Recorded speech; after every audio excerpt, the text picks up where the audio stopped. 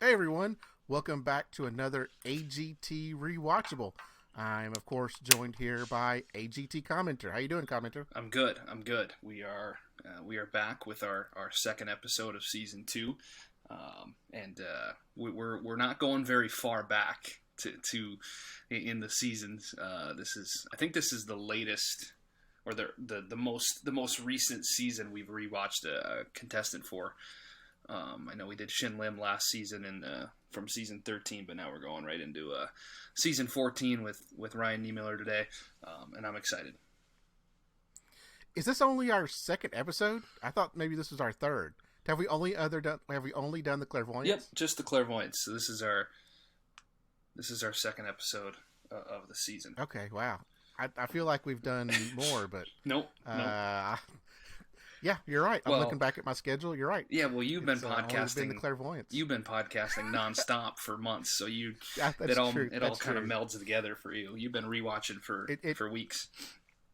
Yes, that's correct. So just to let everyone know, I've been doing season 3 with Jay. We're in the live shows for season 3, but we're not here to talk about season 3 or No. live shows. We're going back to season 14, and we're going to talk about Ryan Niemiller. And the reason we're talking about Ryan Niemiller is because we're doing our second interview with Yes. Ryan, our first repeat Yes, commenter. Now, was Ryan our first interviewee? I think that sounds right. That was my That second. sounds right. I think that was the second time I was ever on the podcast. My first time as not a guest. And so he's our first recurring guest. I guess technically me and Steven Anderson were technically probably the first recurring guests, but in terms of contestants from the show, he's the first one to willingly come on here a second time. So apparently we didn't scare him off the first time, which is good. Yeah, so that just means, commenter, that since he was our first AGT guest, contestant or whatnot, person involved with the show, and he's our first recurring, that means we now have to go back through and do all the other ones that we've done. Yeah, So that means we got to have Landau back on. Yeah, Tom Cotter. Tom Cotter, that's right. All of them back on now. See who actually enjoyed their time on the show and who's willing to come back. But That's right. Now I'm That's excited to talk to Ryan, and I'm sure he'll have plenty to talk about. He's always a good guy to talk with and get his thoughts on stuff. So Yeah, so the last time we talked with him was July 2020. We're now at Christmas 2021, so it's been about a year and a half. But it'll be exciting to have him on again to talk some stuff. But, the first time we had him on, it was still kind of fresh to us that he'd been on, season 14. We were in the middle of season 15 at that time. But we haven't really covered his performances. We talked to him about his performances, Yep. but you and I have not talked about his performances. So that's what we're going to do today. Then when this rewatchable is concluded, we're going to tack on the interview to the end as well. So this podcast is going to be a little bit longer than you're probably used to. But that's okay. It's going to be put together. We're going to have time codes in there. So if you want to skip all this of us just rambling on about his performances and want to go straight to the interview, you can. So just real quick, and take care of some business, and then we'll get right into it. How about that? Sounds good. Sounds good. So of course you can reach us on Twitter, Instagram, Facebook at AGT Time Pod. I'm on Twitter at Cody L. Patterson. Commenter, are you still on all of them? Still on all you of still them. got the tick. You got rid of your kick, right? Yeah, kick just wasn't worth my time. Time on task wasn't worth it with kick, so I got rid of my kick account. But other than that, I'm still everywhere. Still everywhere at AGT Commenter. So reach out to him, reach out to us. Again, Jay and I are doing season 3, so hit us up on season 3. Hit us up on your thoughts on Ryan Niemiller. So without further ado, I'm going to hand it over to Commenter, and we're going to kick off this rewatchable. Perfect. But before we do, guess how many Instagram followers AGT Commenter's up to now? Just throw out a number. We've talked about this. 650. I'll give you a second guess. Way too high. 350. 384. Okay. So it's far and away my most popular social media. Maybe not far and away. I think I'm right around 300 on Twitter. But I think people are more intrigued by videos and stuff of the show than they are of my dumb tweets. So yeah, and I don't, and I can definitely agree with that. We finally hit that elusive 100 mark on our Twitter followers, and then sadly we lost 2 of them. Yeah, I think I got up to like 330, and I'm all the way back down to 300. Cheerleading Twitter kind of inflated the numbers for me, and I think about 30 of them got sick of my tweets and have left the family since then. But we're hanging on right around 300. But all right, I'm ready to dive into Ryan's season. I think just a little background about him. He's from Indianapolis originally. He talks about that a couple of different times. He's from Indiana. He was born with. You're gonna have to bear with me on the pronunciation of his disability. Ectrodactyly, I think is how you. It's defined as involves the deficiency or absence of one or more central digits of the hand or foot, and is also known as split hand / split foot malformation. So, if you've watched Ryan, you obviously know what we're referencing there, and so kind of a. We've had you sent me a message today that there was a YouTube video of the top 5 disabled comedians of all time on America's Got Talent. He's not the first, and I'm assuming he wasn't the last when he was on. I'm assuming there'll be more, and I think what we've found over the years is that you get a lot of people with a really good sense of humor that have some disabilities because they it's not, maybe it's a coping mechanism or whatever you want to call it, but they tend to have a great outlook on life, and we see that with Ryan and others that have been on and have been really accomplished comedians. And then the final thing is that video was not exclusive to AGT. It did have Lost Voice guy on it from Britain's Got Talent. Gotcha. So, not a uncommon thing that we see on the shows. And then he does host a podcast called The Cafeteria. I'm sure we'll talk about that with him when we talk to him in the interview. So that's most of the background. He comes from the trailer park life in Indiana and is an interesting guy to listen, talk, and used a lot of his life stories and stuff to form his comedy for season 14. And so we can dive in to his audition, kind of the basis of everything, and it's a theme that starts in the audition and it doesn't go away. It revolves around his disability and his kind of his daily life and what he kind of goes through on a daily life with it. And so he comes out, he talks to the judges, and then they're like, all right, get started with it. While he's talking to the judges, he makes his first joke, and it's kind of the beginning of what he talked about with us the last time he was on, that you gotta, even when you're not within your performance, you gotta find a way to continue to make a mark. You gotta continue to make jokes when after your performance or before your performance. And we see it time and again when he's talking to Terry, he's still making some jokes. He's still finding a way to sneak in some of that. And so he's like talking to Simon. He's like, as you can obviously tell, I have a disability. And he says, I think the technical term for it is being extremely handsome. And so he's playing with it to start. And so he gets started, and he talks about how he's a comedian, but he's also had other jobs. And kind of the first joke that hits is that he used to juggle chainsaws, and that he had to get out of it because of the politics, which is great. And then he talks about how chainsaw juggling can get political. Yeah. So. Then he talks about wanting to be a pro wrestler growing up, and he built this whole character for himself called the Cripple Threat. And then he gets into kind of the questions people ask him about his disability, and is that genetic? And he says, yes, my mother was Irish and my father was a lobster. And then he gets into this whole bit about how kids are the worst because kids are super honest.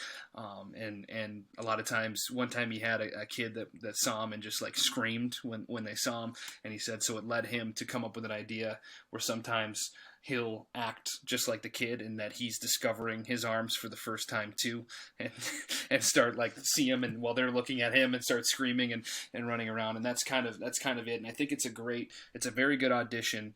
And I think the part of this audition that we talked about with the clairvoyance too is it didn't spill all the beans the first time we saw him. It wasn't super long. It wasn't every joke in his he didn't take everything out of the barrel and just lay it out in the first audition. He left plenty to be found and to be found later. And so I love this audition. Cody, your thoughts on his audition? This was a great audition. I think it was one of my favorite performances that he did for the show. It was very funny. He led off with a lot of great jokes. He started self-deprecating himself almost immediately. His disability gives him a lot of material to work with, and he takes that material and he's very creative with it. Yes. So it's something we haven't heard a comedian. We've heard comedians with Samuel J. Conroe, who's one of his best friends, did this as well, but he kind of brought it. He kind of did it a little bit differently. Yeah. And he is one of a kind. It is refreshing to hear this type of comedy. It didn't feel scripted. It felt very natural for him. Right. Yeah, for sure. And you can tell he's been doing it for a long time, and that this is his day job. We get some comedians that it's maybe something they like to do as a hobby. They're not super trained or been doing it for a long time. And I would say it's probably one of the more obvious differences in terms of, if you look at all the talents that we have on the show, comedians are one that you can always notice the ones that have been doing it for a long time and have trained a lot and have traveled a lot to do it, versus the ones that haven't, because it's probably the most vulnerable talent that we have, because it's say something and then it's wait to see if it hits, wait to see if people are landing it, and it's a super subjective category. So you can definitely tell who's a pro, and you can tell right away that he's definitely a pro. I scored this performance as a 4.2. You scored it a little bit higher. You put it right 4. At a 4.8. So I think what we'll see as a theme in this one, for the people who listened to our clairvoyance one a few weeks ago, I was a little higher on the clairvoyance than you were, and I think what we'll find as this goes on that you're a little more high on Ryan than I am. But nonetheless, a solid performance, a great introduction to who Ryan is. Yes. Comedy, somewhat like magic, is one of these talents that takes a lot. They have to do it all the time. They have to constantly be doing it. We see singers come on and just say, "Hey, this is the first time I've ever performed in front of a group of people. I've performed in front of family and friends, or a small group, or I've never performed at all, anything of that nature." They come out and they almost nail it. But comedy is one of these things you've got to work on your timing. You've got to figure out, well, what's appropriate for this audience. There's so many variables involved that you hear these comedians say, "Hey, I went and performed last night at the local comedy club before I came out," or, "Hey, I went and did something this afternoon before I got up here." They're constantly working on their craft, and I think Ryan told us in his last interview, and we may talk this more in the interview coming up, that he's got a bag of jokes ready to go. Sure. I mean, he just has a whole book of just comedy routines ready to go.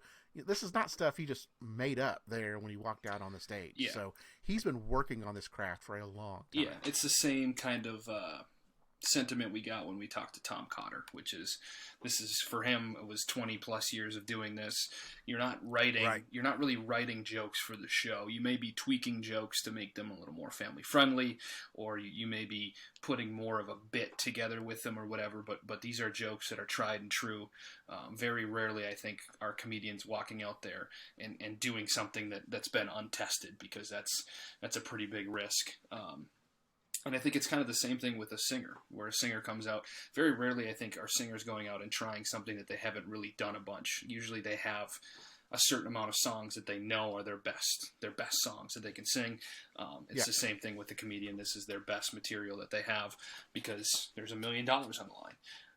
Audition comments. Yeah, we usually reserve those experimental things for danger acts. Like Russian bar trios that want to try something new. Yeah, because if they don't, it kind of gets repetitive, kind of deal. So, correct. Yep. Audition comments. Simon says you're amazing. He's like, I don't understand why you haven't had your big break yet. Howie says you're brilliant, real, authentic. You're a star. And we start early with Howie. Says you should be in the finals. Yeah. So okay, here we go, Yep. Commenter. So in the last couple of podcasts for our season 3, I started tracking the hey, you need to be in the finals, or hey, America needs to vote for you. I'm trying to work on a scale of what's acceptable and what's not acceptable. Yep. And so far, I've got about 8 things. This is going to be kind of a living list. It's going to be a growing list as we kind of go through and watch various things. But what I've got, this one right now, is number 1 on the list of not acceptable so far. There's going to be a lot of comments we're going to make. This is going to obviously adjust, but for right now, of the things that I've tracked, this one is number 1 of you should be in the finals. And I think that the scale is going to kind of adjust based on, and I debated back and forth, and you kind of helped me out here, of is it more egregious to say something like this early in the show or later in the show? Sure. Does it carry more weight? Earlier or later? And so far, if you say like in your audition that you need to be in the finals, I feel that's more egregious. Yeah, I think far and away number 1 for me is whatever he was doing during Kenichi's season. And I don't know, I don't know if you've plugged in old stuff we've done, but he said I haven't yet. Yeah, because he said you have to win to multiple people, and Kenichi's obviously was very, very over the top. But yeah, the earlier it happens, I think the more kind of eye roll it is from people at home. Like, okay. we're already doing this. I kind of said with the Kenichi part of like, I can understand if you get to the point where you're feeling that way by like the semifinals. But in the auditions, it's like saying I love you to somebody on the first date. Like you may feel that way, but you shouldn't say it because there's a lot of middle ground. We got a lot of ground to cover before we get to the proposal with the ring. So that's kind of the same idea. So, but this is obviously, if you're looking at the scale of the lowest is vote for this person and the highest is you have to win, shut down the season. This is probably on the higher half of that scale. You should be in the finals after he's seen 3 minutes of this person. So that's how we've come to notice that this is pretty par for the course for him.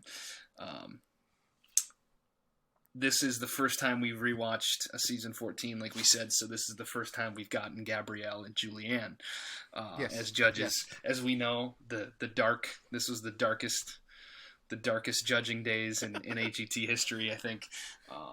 2 bad judges, really.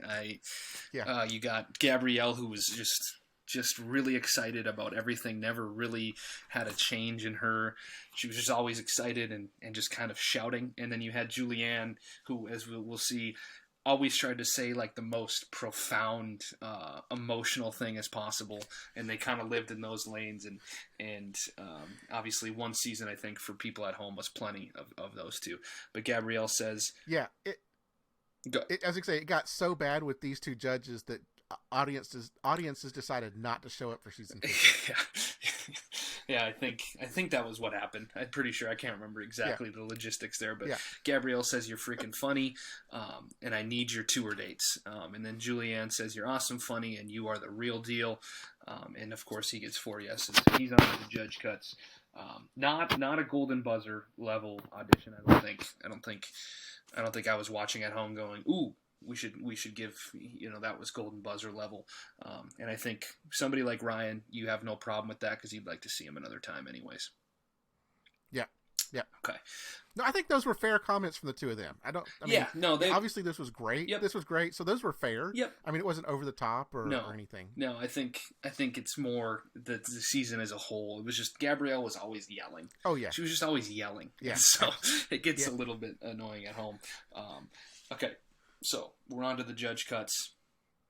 And our judge cuts special guest judge is Gabrielle Union's husband, Dwayne Wade, and one of the great basketball players of all time, one of the great shooting guards in the history of the NBA. Spells his name weird. I don't know if you've ever noticed this about Dwayne Wade. I don't know if this was a typo when they named him on the birth certificate or what. Was it typos back then? I think it was probably written out. But either way, he spells it. No, I think we had typewriters back then. Did they have ink back then? I don't even know. So he spells it. When I was a kid, we played with typewriters. So, yeah. So he spells it Dwyane, which is wrong. It should be Dway, not Ya. So I think it was either a mix-up or whoever named him didn't know how you actually spelled Dwayne. I don't know what happened there. Hey, because I'm not going to get on Mama Wade for naming her son incorrectly. Sure. So Mama Wade, however you wanted to name Dwayne, that's up to you. You're more than welcome to come after AGT Commenter. Yeah, I think really it's really pronounced Dwayne, based off the spelling. But either way, we get Dwayne Wade. Is it Marv Albert? Not Marv Albert. Who's the son of Marv Albert that calls basketball games? That I don't know. I don't know if he has a son calling games. But either way, okay. I was gonna say has the commentator, not the commenters, have the commentators been saying it wrong all these times, all these years? I mean, it's spelled Dwayne. So we get Dwayne Wade, which was for me very exciting because I'm a big NBA fan. So it was cool. I think this was the first athlete we had as a guest judge. If I'm thinking back over the years. Yeah, this would have been the off season for the NBA, the NFL, the NHL. Yep. Pretty much the only ones doing anything this time of year would be MLB, NASCAR. Yep. So he was retired at that point. Because was he retired? Yeah, this would have been recorded probably in the March-April range, probably the April range. Oh, that is true. So this would have been in the heat of the season, but I think by that would have been 2019. I think he was already retired. So we get into his judge cuts. I think one of his best performances. This one made me laugh again when I watched it. So he comes out and he starts with hey, it's great to be back in LA. A very common. You always say where you're at when you start a comedy performance because it just gets an instant woo from the crowd. And he says, I just flew in from Indiana to LA, and boy, are my arms missing. And he says, that's United for you. And then he says...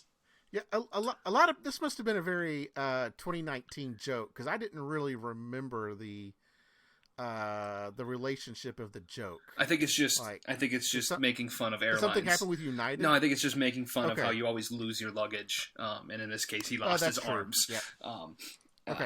And then he gets into this. He always gets these questions from people, which is kind of something he talked about in his audition too.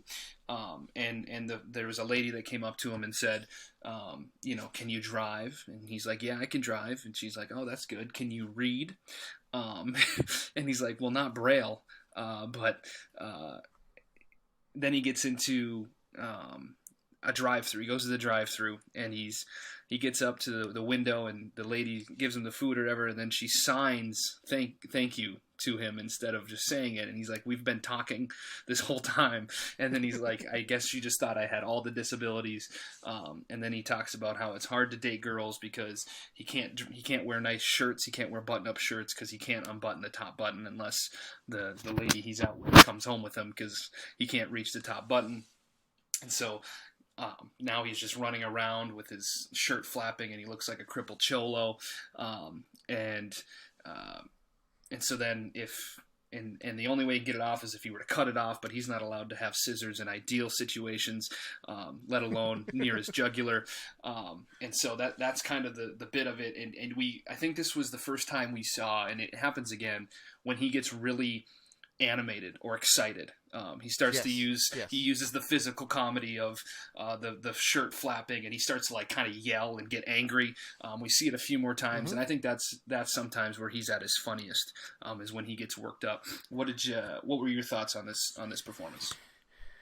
Yeah, the anger, I'm not gonna say it's like his signature card, but that's what really shows, where he's coming out with his comedy. The physical comedy is kind of what really elevates it. He's not a lot of comedians just stand up there, they'll hold the microphone. Sorry to say, he can't really hold a microphone, so he's not really walking around the stage. Right. But he's most comedians are up there holding the microphone. They're just telling jokes. They're telling some stories, which I like good stories. But he gets more animated, and the animation of his comedy just really elevates it. Yeah, I like this. Yeah, this was great. I thought the Crippled Cholo joke was one of the better ones. I think just a really, really funny line that always gets a laugh. You look at Judge Cut comments, how he says, "I love you. You deserve a spot on this show." Dwayne Wade says, "You're one of one," which made me excited to hear that because that's something we've used on this Rewatchables before. He says, "You're one of one. You own it. And I could listen to you all day. Thank you for the laughs." And then Simon says, "You're having the time of your life up there. You've got great confidence." And we only heard from the boys, from the men of the panel during this Judge Cuts. We left the ladies out of it for one reason or another. I wasn't complaining, but those were the comments. I think a really solid performance. I scored it as a 4.5. You had it as a 4.8. Again, so right on par, you felt like, with his audition. So you kind of, the auditions and the Judge Cuts are kind of both auditions before you get to the live shows. So clearly he's off to a great start and putting together a couple great auditions. Yeah, and Judge Cuts is kind of a different atmosphere. It's, in these later seasons, we're starting to see that there's an audience there, which we like better. But the way that the judges interact with the performer is just, it feels different than auditions. It just, they're not really giving the feedback. They're just asking some questions. They're not showing favoritism one way or another in this atmosphere.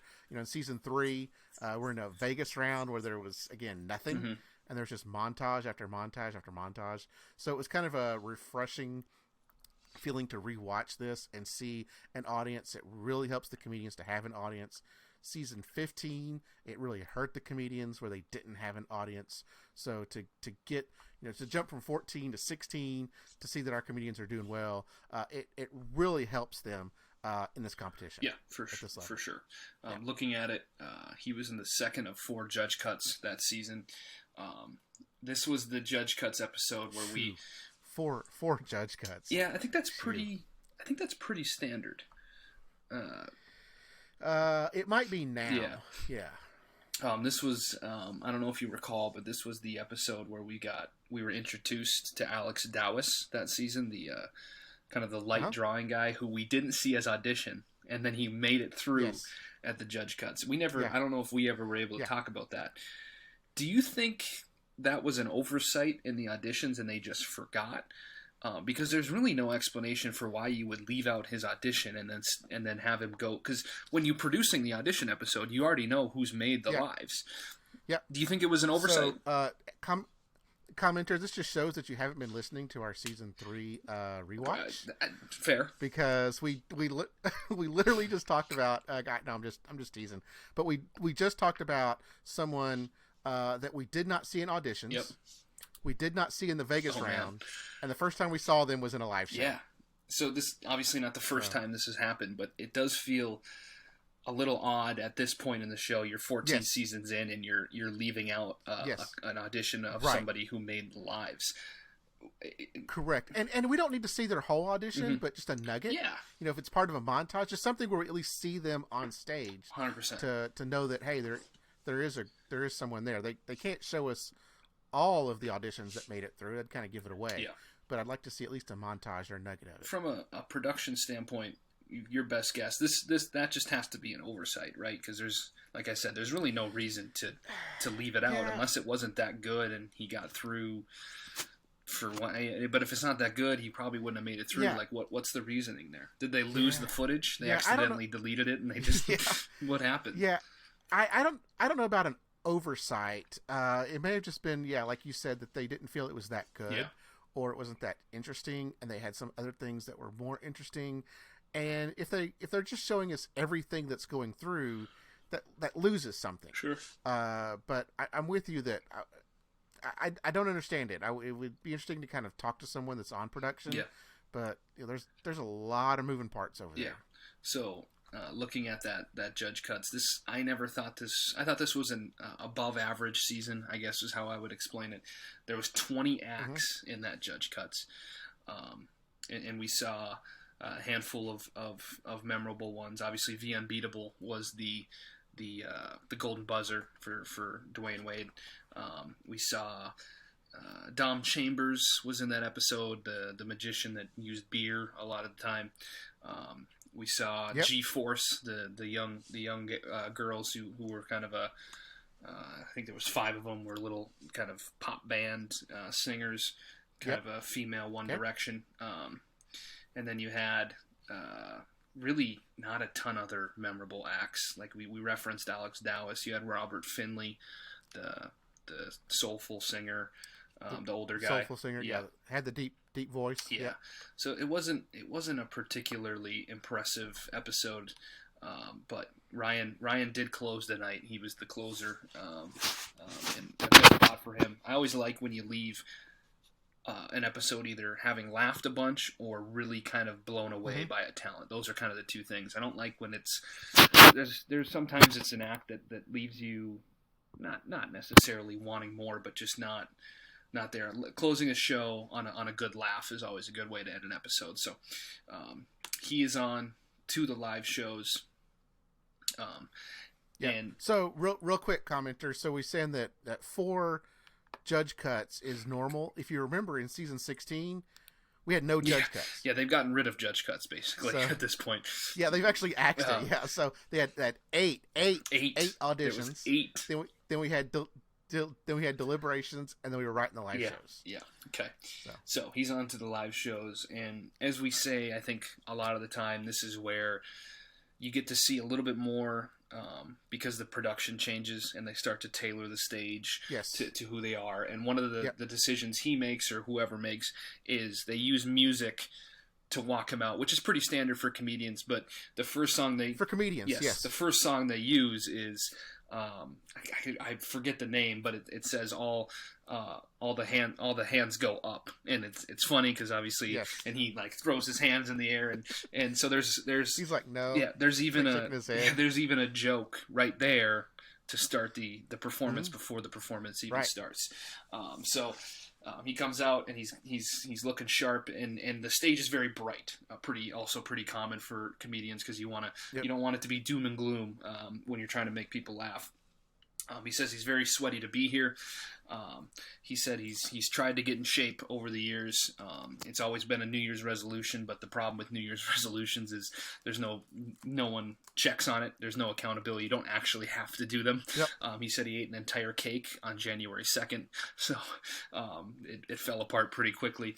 But he's got a friend, his best. Hey, this joke very timely for us right now. Yes, we're closing in on New Year's resolutions. We're closing in on the New Year's. That's right. He says he's got a best friend she's in very good shape, and she always loves it when her friends are trying to get in better shape, and so she tells him he needs to get a Fitbit. You ever worn a Fitbit before, Cody? I'm not wearing it now, but I have one. I've had Fitbits. I'm just not wearing it right now. I've worn a Fitbit, and he says it's a great idea in theory, but it's a terrible idea when you don't have any wrists. And he says that Fitbit counts how many steps you take in a day. It's more been him counting how many times it falls on the floor. And he's at about, I think he said about 18,000 a day that he's picking it up. That's a lot. Yeah, picking it up. That's a lot. Yeah, and so. So when I take my trips to Disney World, a day I get about 15,000 steps. Yeah. You and walking around Disney. You're World. an avid Disney World. You go to Disney World quite a bit. So, and then he talks about not to brag or anything. Not bragging about that. He talks about growing up in the trailer park, and that tornadoes are a real problem in the trailer park, and he says that tornadoes hunt trailers. and They do. the news, excuse me, comes on, and they're like, go into your basement or your interior room, and you should be good. Well, that's a problem.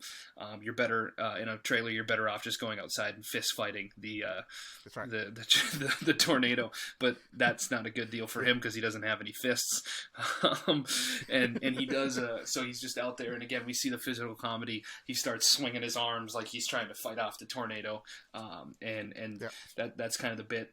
It didn't feel short, but again, it kind of felt there was still a little bit more you're wanting, which in the quarterfinals is not the worst thing in the world. Your thoughts on his quarterfinals performance? Yeah, for some reason this one felt different than auditions and judge cuts. It felt like it was still funny, but it felt like it was lacking just a little bit more. I don't know if he was nervous. Sure. He's done a lot of comedy shows. Yep. But this one felt just different. I don't know if he was nervous. Where was he in the order of the show? Let me pull that one up if you want to. So it's just it Excuse me. there was something in his tone. There was something in his cadence that just felt off. Yep. I ranked this one a little bit lower, not to get in the rankings yet, but I did rank it a little bit lower because I just didn't feel it was the same. I know auditions and judge cuts are produced. They're sure. They're a lot of editing going on. So yeah, it just felt different. I know I'm kind of rambling while he's looking that up, but I would just be curious to know where he was. Was he early? Was he late?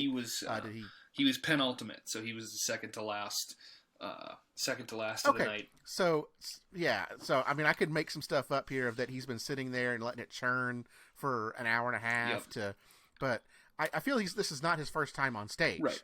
But it just for some reason it felt like he was a little nervous. Sure. Yeah, I think I might have clicked on. Hold on, but this was the episode where Simon talked about how terrible this. Oh, I clicked on the semifinals. Hold on. But you talked about how terrible some of the terrible choices they had made up to that point in the season.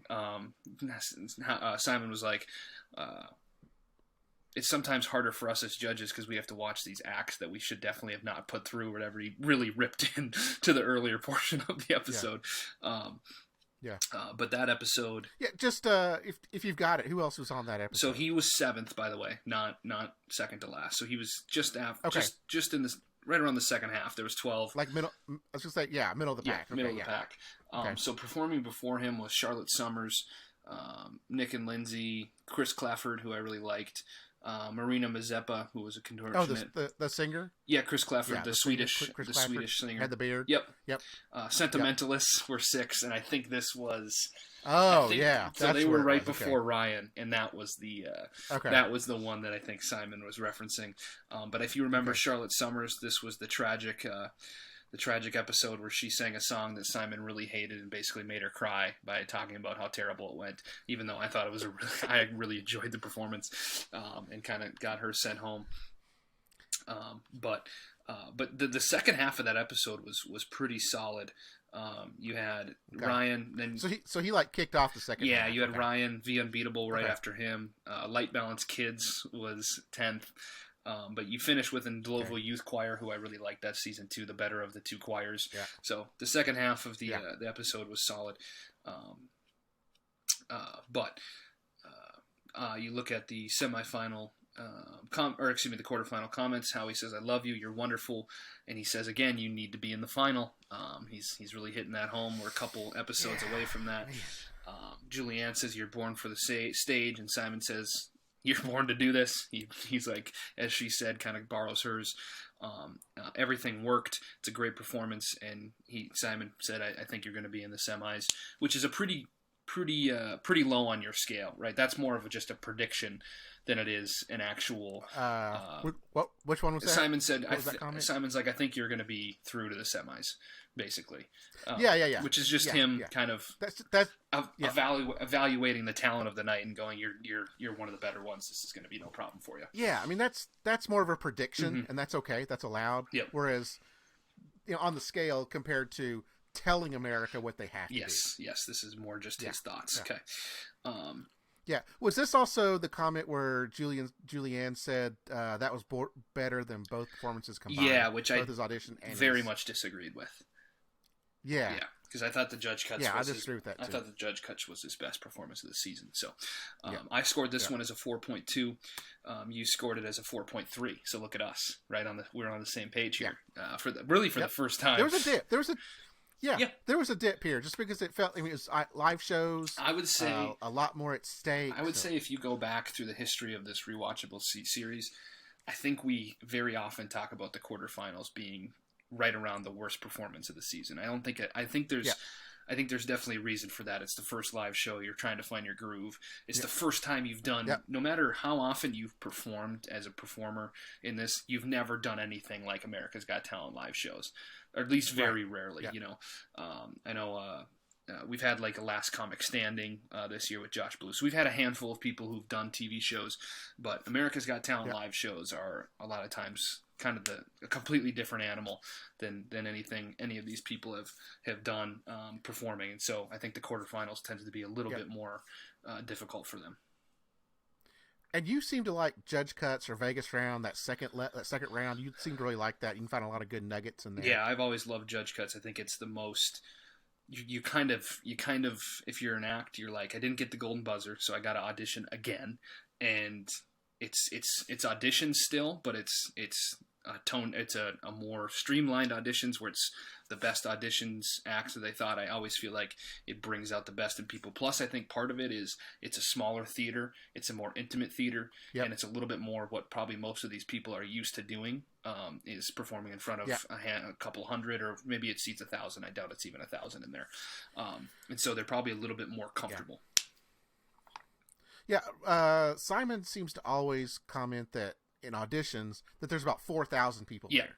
But you're right. For like Judge Cuts, it seems it's at least half. At least half. Less than half of that. Yeah. So I think you get a little bit more comfortable because there's not as many eyes, as well as you kind of recognize this is make or break.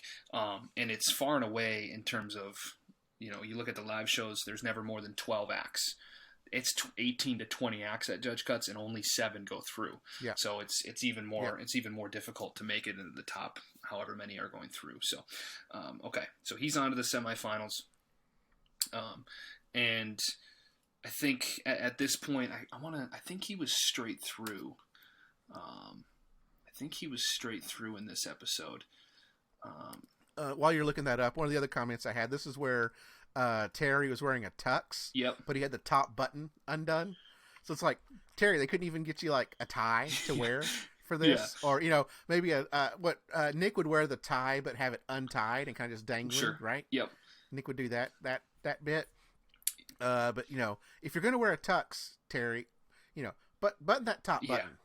Let's at least get you a tie for sure. Looking at it, by the way, there was 3 red X's hit during this.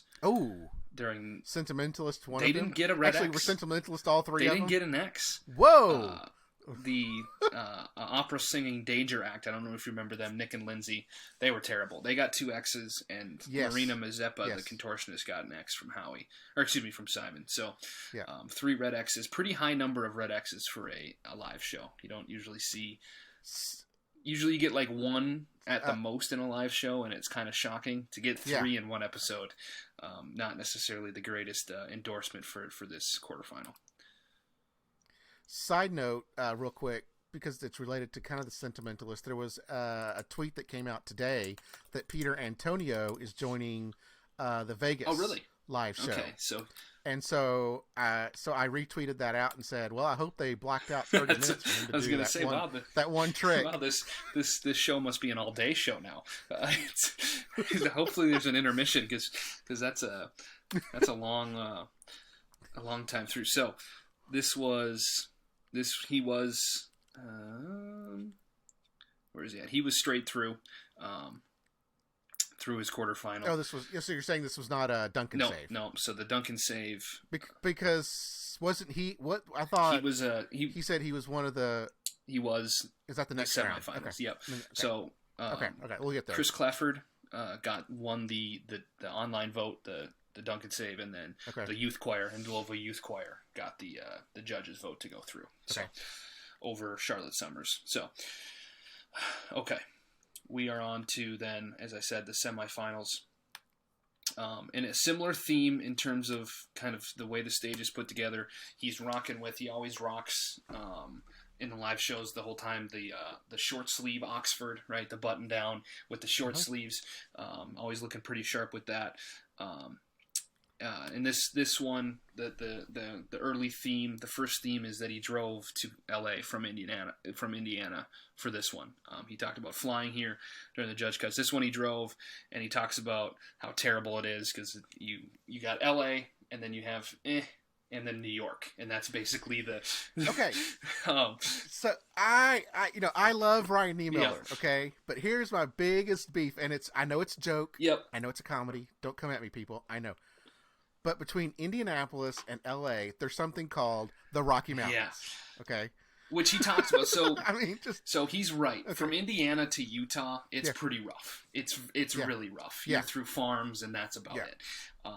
Once you hit kind of the edge of the western edge of Colorado into Utah, and he says Utah's nice for about 10 minutes, but it's 9 hours to get through Utah, which seemed long. I'm not convinced. I'm not convinced it's 9 hours from one edge of Utah to the next. But no, because it takes about that to go across the entire state of Tennessee. Because trust me, I've driven which is I think wider times. than Utah. Yes. So I'm from North Dakota. The entire length of Tennessee is like 500 miles. Yeah. So I think I'm from North Dakota, and on a map, if I'm picturing it, it's a little bit wider. It's not as tall as Utah, but I'm pretty sure it's a little bit wider, and that's about 8 to get border to border, east to west. So I think he fudged the numbers a little bit there. Maybe he's factoring in some stops. But anyway. And he said the problem with it is it's nice, but it's just the same thing.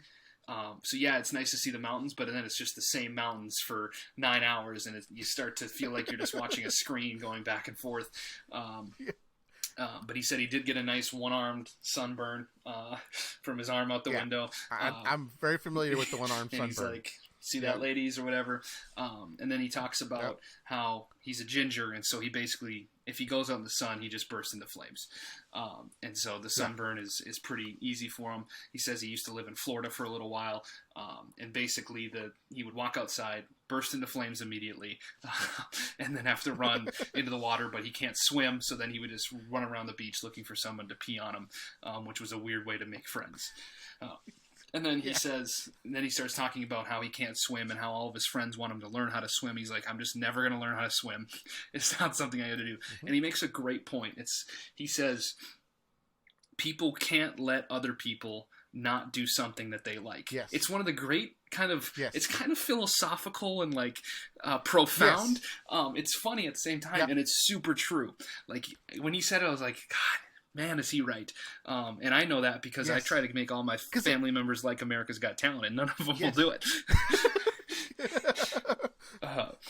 So he talks about, but they're like, well, Ryan, you need to learn to swim. What if you're fishing and you fall overboard? Commenter, we need to have one of your family members just come on one time and have them explain why they won't watch the show. Yeah, it's a good question. Maybe they're too busy. I don't know. Yeah. But they're like, what if you're fishing and you fall overboard? He's like, well, I'm going to drown. I'm okay with that. I've accepted that. He's like, why am I fishing anyways?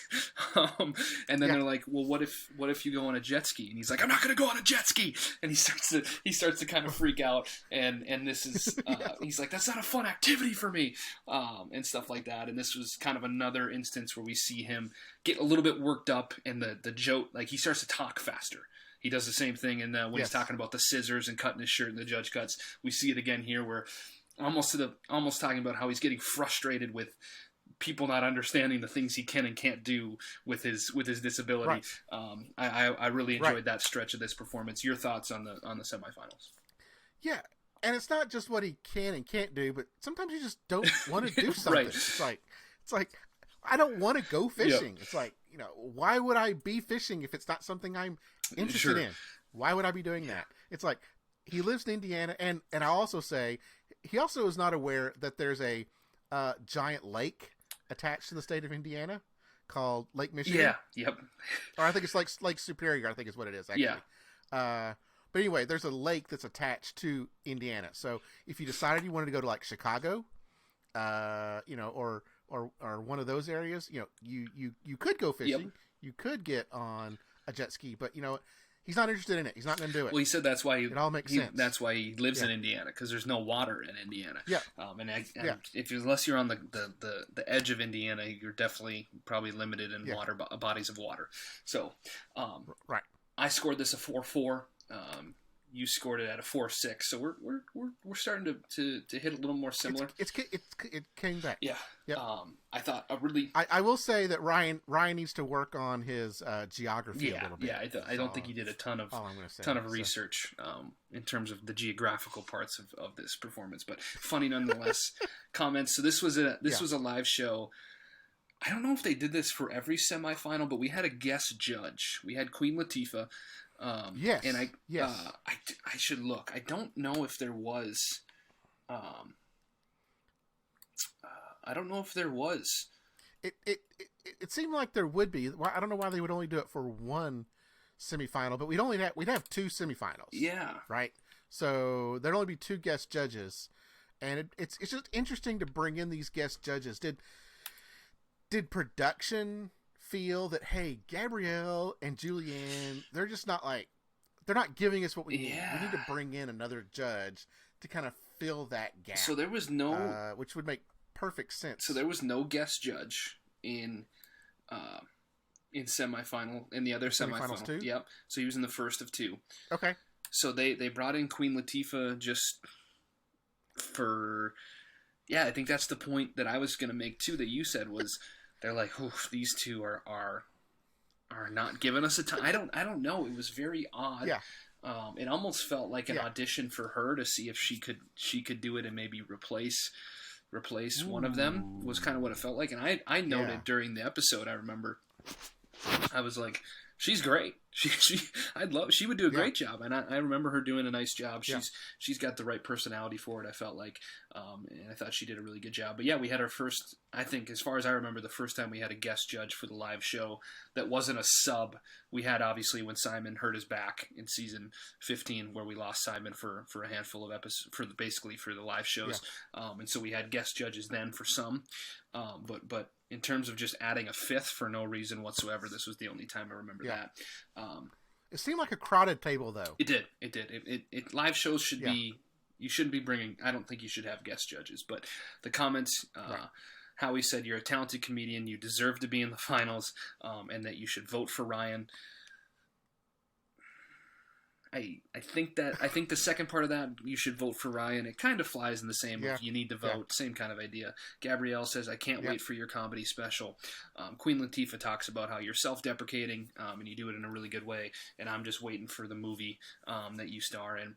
And then we skip over Julianne, and we go right to Simon, and Simon says, he talks about the gaffe he made the week before, and we'll talk about that when we get to segments, and he kind of apologized to Ryan. He said, I apologized to you backstage after the episode, and you were really cool about it. But he said, this is kind of just turned into you taking us along on your ride to the finals, which I thought was kind of an interesting point of, this doesn't feel like us auditioning you anymore. This feels like you just doing your thing, and we're along for the ride.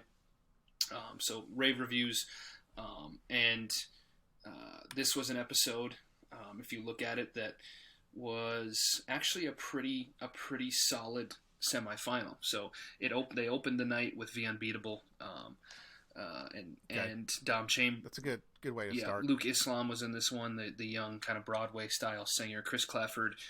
We had the Detroit Youth Choir was in this episode. We'll talk about them later. We had Alex Dowis. We had Marcin Petralsik. I don't know if you remember him. He was the guitar. One of my favorite.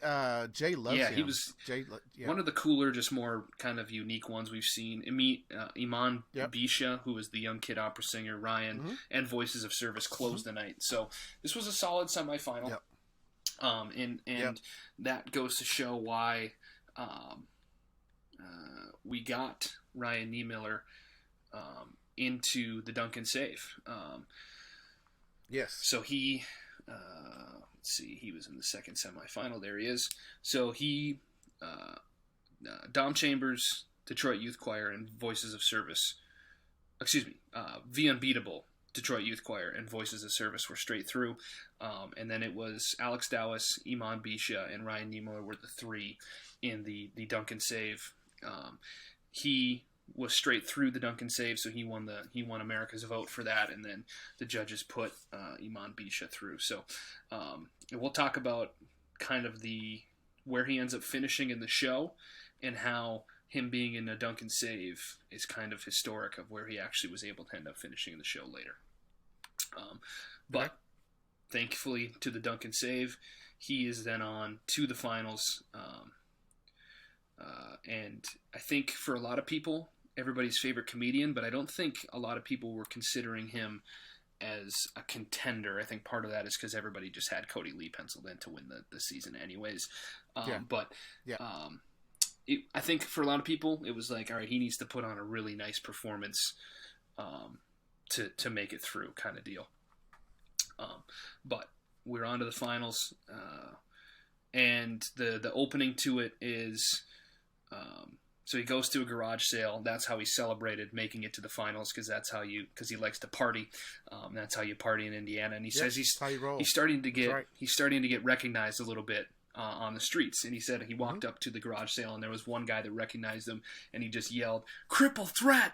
And he said the problem was no one else at the garage sale knew who he was, so everybody just thought this cripple guy was coming to like threaten, like as an actual threat.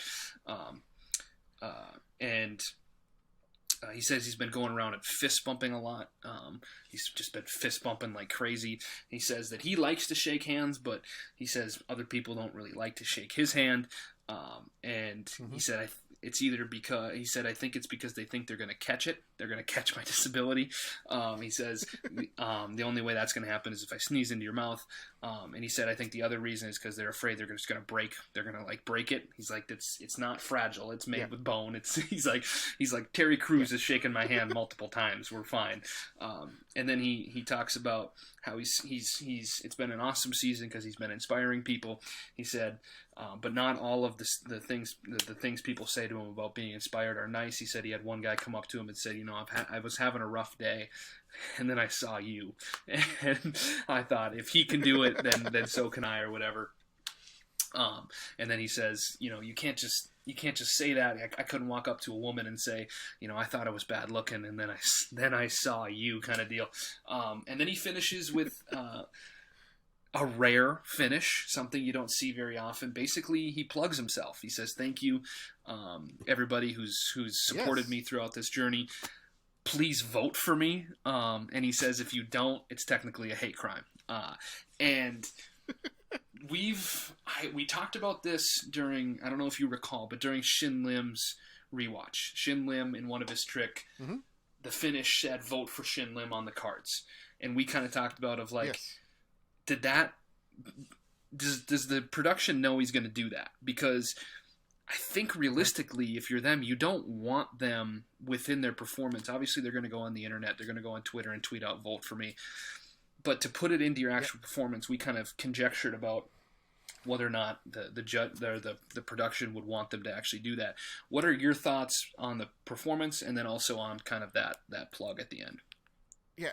So if Shin Lim was the first one to do that, you would think that production would then tell all of the contestants after that, "Hey, don't do this. Once you're, do your set. Once your set is over, answer the questions, comments from the judges, but don't promote yourself any more than you." But I'm not sure how you police that. Where would that line be drawn? It'd be so gray. Because especially like a comedian, it'd be difficult for like a singer and a magician. Well, Shin Lim, but other types of acts, a dance act like The Unbeatable couldn't really do that unless they spelled out "vote for The Unbeatable" in people. Yeah, like you'd have to make a banner if you're them, and that's hard to sneak onto the stage. Yeah, you'd have to be like the Taekwondo where they make their banners. But with a comedian, it's much easier for them to kind of slip that. Yeah, because they're just talking. So it's kind of, where's that? Yeah, they're just talking. They're just telling stories. So I think it'd be very difficult for production to police it. And then if someone did it, well, then how do you, I'm not going to say punish them, but how do you then, give them some sort of ramification for doing it? I I think it would be. I think it's perfectly fine. They're given an allotment of time, Yep. and they're allowed to do whatever in that allotment of time they can do in order to make America vote for them. Yeah. I see no issue with it. No, I have no problem with it. My guess is that I would say production probably didn't know he was going to say it at the end. I think he threw it in there. But okay, I scored this a 4.2. I was a little bit lower on this performance. I didn't love it as much. You had it at a 4.9. So you really liked this performance. What was your kind of reading there? Sorry, can you say that again? Were you ignoring me? Mic kind of messed up. Oh, okay. No, your mic messed up. You scored it at a 4.9. What about the performance kind of made you like it so much? I think a lot of it was just more relatable than what he's done before. And then, the thing at the end, hey, you told me to vote for you. You gave a little appreciation AGT. It's gonna make me give some warm fuzzies Sure. there. So I'm gonna boost you up a little bit on that. But I think additionally, some of the jokes were more relatable this time. He didn't feel as nervous. Sure. It felt much more natural. He was ready for a finals performance. Yeah. I think you're hitting it on. He at this point felt really comfortable on that stage. I didn't love the material quite as much as some of his other ones, but still a solid performance. That leaves it. I finished with a 4.3 average for his season. You had him at a 4.68, so a little bit higher. 4.68, yeah. But both really liked him a lot. Excuse me. Comments in the final, Simon said, I'm going to stop myself from gushing here, but someone needs to cast you in a movie. He says they got to be making like a Hangover 6 or something out here. Give this guy a shot. He's like, he doesn't need a starring role. Just give him something. Howie says, you have an amazing heart. I want to hug you. And then Gabrielle's like, I have a production company. I want you as a star in my movie. That was all talk because she hasn't. We might have to ask him about that. Has he gotten in touch with her? I know. AGT and her had a little bit of falling out.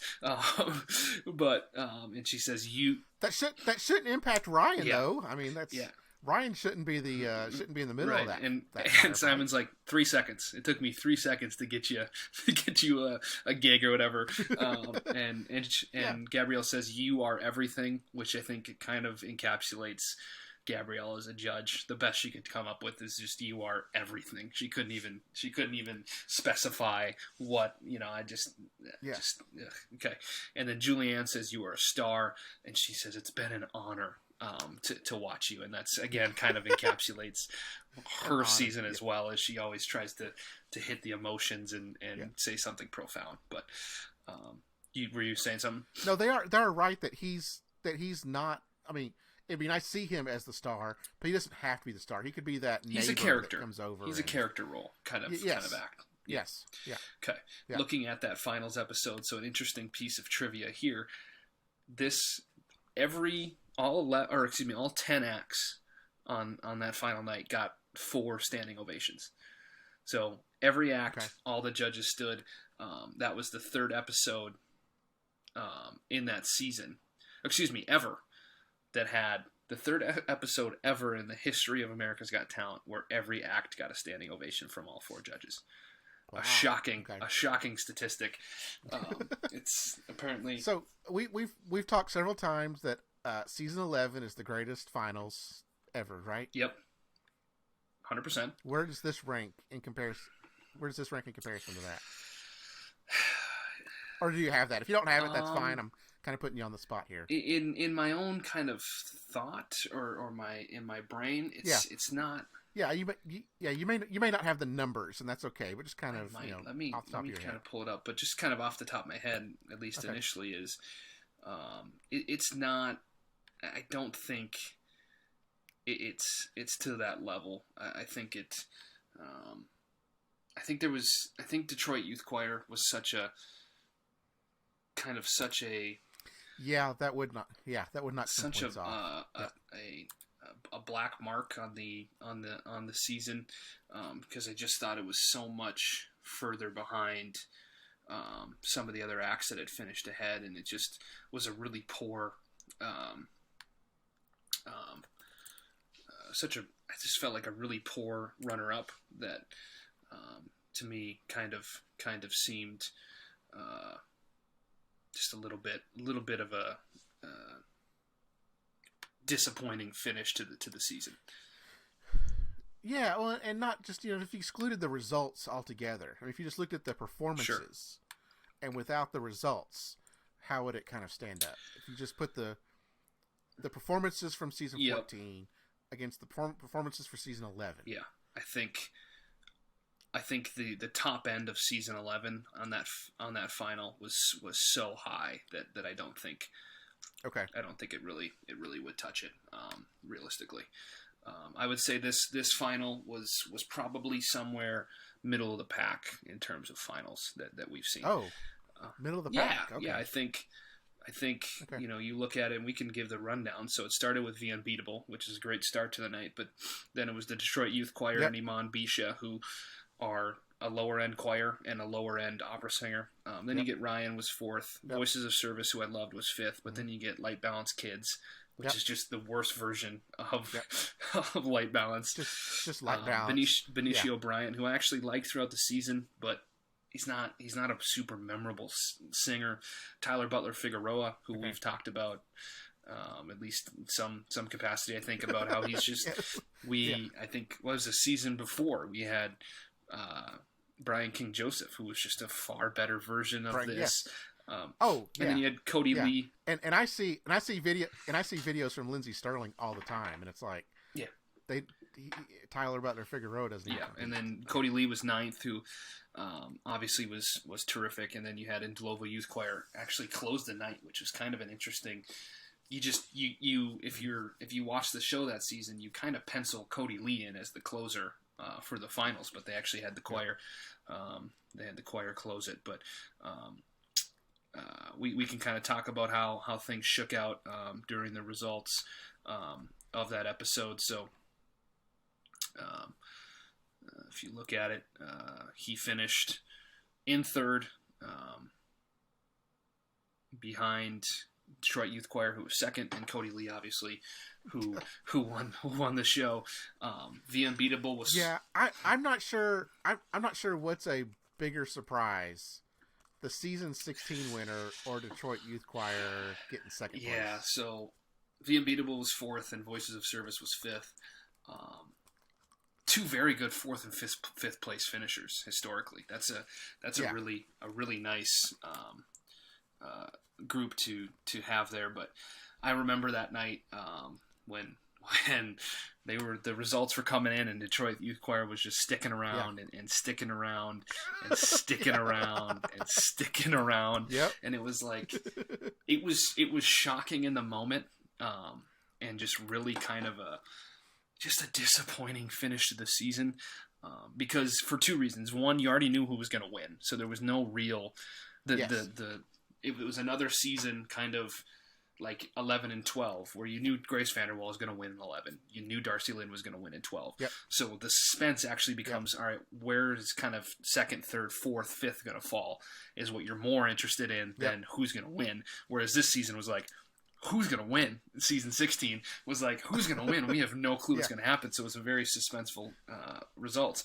And then, But then it was a big well, not for me, because I had the first and second place on Team AGT Commenter, so I had no real qualms this year. We've already wiped out the fantasy season. But so you already had the lack of intrigue about who was going to win, and then it's the most disappointing runner-up maybe ever, and so it was kind of a letdown of a night, and I was just shocked. But if you look at it, Cody, you'll like this. I have ranked the first place, so I have the winners leaderboard. I also have a runner-up leaderboard, a third place leaderboard, fourth place. Oh wow! So Detroit Youth Choir was runner-up. So first of all, Cody Lee is my 8th out of 16th winner, so right in the middle of the pack. Oh yeah. Okay, so I finally went through and ranked all my nice. Winners. So where did you have Cody Lee? Yeah. Number 7. So we're on the same page, pretty much right there. Yeah. Okay. Yeah. If you're wondering, Detroit Youth Choir was the lowest runner-up. They're last on my list. Clairvoyants are the top runner-up. So that there tells you the difference between 11 and 14. Ryan Niemiller, in terms of third place finishers, I have him 6th all time in terms of third place winners. Okay. Oz Perlman's above him. I have Oz Perlman as the greatest third place of all time. Of course. Dorenbos is above him. Light Balance is above him. Brian King Joseph, but he's right there. Very, very good act, obviously. Fourth place that year was The Unbeatable. I have them as the second greatest fourth place act of all time behind Brian Justin Crumb. And then fifth place was Voices of Service. I have them as the second best. Fifth place behind Sal Valentinetti. So 11, you look at it, 11 I have the third best winner, the best runner-up, the fourth best third place, the best fourth place, and the best fifth place. So you look at it, it's a who's who season 11 finals of some of the great acts. But so just because it's timely and Jay and I are talking about it, where do you have our season 3? I probably don't actually have. Okay. So season 3 winner, which is Neely Boyd, I have him 12th. Where did you have Neely Boyd? Okay. I had him 9th. A little higher than me. But so I had him 12th. And then most of my runner-up through 5th is kind of later seasons a little bit. So there's a little bit missing there. But if you're wondering, I also have ranked from kind of the last 6 seasons or so, the top 10. So the bottom 5 of finals. You can probably guess who's number 1 on that list. Which is Danilia Tulashova. She's my favorite one there, but that's where I think this season kind of falls apart. Is you look down and she's your number 1 bottom 5. Bottom 5. So, there's no greater honor than that. Okay. But that's kind of where season 14 for me falls apart. That bottom 5 of that season just really wasn't very good, but. Either way, a solid season. I always looked back on this season afterwards and was a little bit bummed about it because I thought the judges were so poor, and things of that nature. But we can move on to the categories here. To the awards. Yeah, to the awards. So most rewatchable moment. We both had something for this. I personally thought that the judge cuts we already talked about. I thought was my favorite performance, but. Within that, I thought the Cripple Cholo joke to me made me laugh more. Especially the first time I watched it, made me laugh more than any other joke probably he told this season. For you, what did you have for your most rewatchable? I had auditions, and it kind of, it could be either auditions or judge cuts. I know I ranked the finals at 4.9, but I feel that I usually rank auditions much higher than some of the others, just because it's the first time we've seen them. There's more of a shock factor. I'll enjoy a performer more in their auditions because it's the first time I've seen them. By the time we get to the end, I kind of know what to expect from them. They're not surprising me anymore. They really have to come out and do something real special to kind of surprise me by the time we get to finals. So auditions most time will kind of be my favorite, and for this one, it is. Sure. As well. Yeah, I've definitely rewatched the judge cuts probably more than any of his other performances. Okay. I actually had a hard time with this one. So this is the Simon Cowell Memorial Good Judging Moment Award. The judging was super basic, and that was kind of the theme of this season. It was very basic. I thought the best I could come up with was Simon doing his darndest to try and get this guy a job, basically, which I love. I love when they stump for these acts, and maybe that was good. That was kind of the best I could come up with. The rest of it was really kind of just great job. You're doing great. Whatever. So I would say this was a pretty boring season for judging at least on Ryan's performances. That's not a knock on Ryan by any means, but this award just didn't really have much to it. Okay, the Gabrielle Union Memorial Bad Judging Moment Award. Okay, so we finally have Gabrielle. Okay, did you find a bad judging moment for her? Her whole season was pretty poor. She didn't have a moment that was really bad. There was actually a worse moment. And it wasn't even bad judging. It was just a bad moment for Simon. So during the quarterfinal results, Ryan goes through, and they cut to, Terry's like, Simon, what are your thoughts, or whatever. They always get one of the judges to kind of say something about the act that goes through. And he says, it's all in your hands now. And Ryan kind of goes, "Whoo!" Like, come on. And then Simon just kind of buries his face in his hands, and he's like, "Oh my God, that was, a slip of the, obviously it had," and it was like, Simon, come on. Like, it was funny because obviously he wasn't being malicious. Yeah. It wasn't like him trying to make fun of him, but it just, the slip of the tongue was very funny. And ideally, if you're Simon, you don't say something about hands when talking about Ryan, because it's obviously gonna be something that gets talked about. Yeah. So that's what I came up with. Did you have anything for the bad judging moment? I didn't really have anything for that. I mean, the only couple of things that I might have had that would have kind of fit in that category was more in finals, and it's more of like a fashion thing that, like, the girls were wearing. Yeah, and so Gabrielle was wearing this black dress and like this white puffy thing kind of on her shoulder. But then Julianne was wearing a red dress, but it had like the outline of a heart like right above her chest. Not a great look. No. I also had Simon didn't wear a coat. He just wore the button-up shirt, which I was a little bit bummed about. Maybe we need to include like fashion awards, fashion moments, That's not a bad idea. I think we can, and I'll kind of let you take the lead on that. Terry not buttoning up his tux. Not acceptable. So. Okay. All right. Yeah. The Tyra Banks Memorial Bad Hosting Moment Award. Terry always does a great job. There wasn't a ton that happened with Terry. He did just forget Gabrielle. He skipped over Gabrielle basically in the quarterfinals. As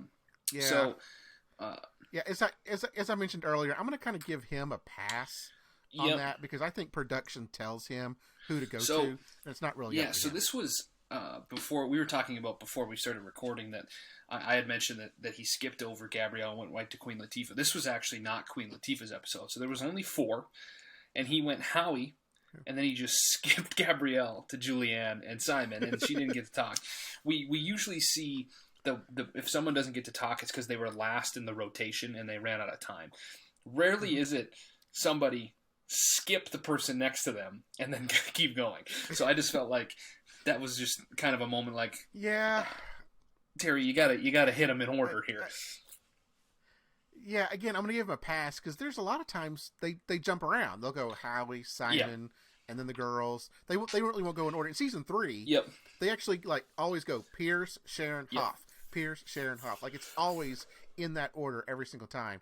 But in these later seasons, they'll jump around, and it's very typical that someone just won't get to comment. So I think it's more on production. That could go in our production notes. And not in my last kind of point on it was usually if you start on the edge, one of the outside people, usually then it just goes in order. It's usually they jump around as if they started in the middle, and then they may go one way and back the other way. Usually when you start on the edge, you just work your way down the table. So I just thought that was, come on, Terry, you got to get him in order. I had no problem that he skipped over her. But anyway, best unintentional comedy moment. This was again Simon saying it's all in your hands now. It was not this is the definition of unintentional comedy, where he said something that wasn't supposed to be funny. It was just a line that turned out to be funny because of the context. Okay. We'll move in now to the important stuff. Let's start with too high, too low, or just right. So we talked through the top 5. It was Cody Lee, voices of Detroit Youth Choir, Ryan Niemiller, voices The Unbeatable, and then Voices of Service were the top 5. Where did you have Ryan at? Was he too high, too low, or just right? He was obviously too low. He should have been at least one spot higher. In fact, if we ever do a Detroit Youth Choir rewatchable, they're always going to be too high. No matter where we place them, they're too high. There's never been anybody that was too higher than them. They were the far and away the winner of Too High. But yeah. Right. Yeah, yes. I think that's probably correct. I actually had them just right, not because I thought they were behind Detroit Youth Choir, but if it was up to me, I would have had V Unbeatable winning the season, and then I would have had Cody Lee 2, Okay. and then Ryan 3. So he finished third, which is where I thought he should have finished. Just it didn't. Yep. The act in front of him wasn't supposed to be there. So on my rankings, he was the third best. Yeah, this season. and I when I look at this, I don't re-rank the acts. I look at where they actually finished compared to where everyone else. If you were to look at it, where would you kind of have put the order based off of who you thought was best, second best, third best of that season, kind of? So V Unbeatable was 4. Yeah. I mean, maybe they should have been. Maybe they should have been at least second. I mean, if you're actually talking re-ranking the acts, then maybe they should have been second. So it might have been, Cody Lee, then them, and then maybe Ryan at that point, and then Voices of Service, and then Detroit Youth Choir. I think that's certainly fair. If we're just looking at the top 5. Yep, for sure. Okay, Walk or Run. This is actually a good one. Oh, excuse me. We're going back one. Right place, wrong time. I skipped ahead. Yes, right place, wrong time. Okay. So this is which winners is this act better than? Not which seasons would they have won, all circumstances included. Just who were they better than? Yep. I had 3 through 8, and then 15 and 16. So I think Bianca Ryan, Terry Fader, Matt Franco,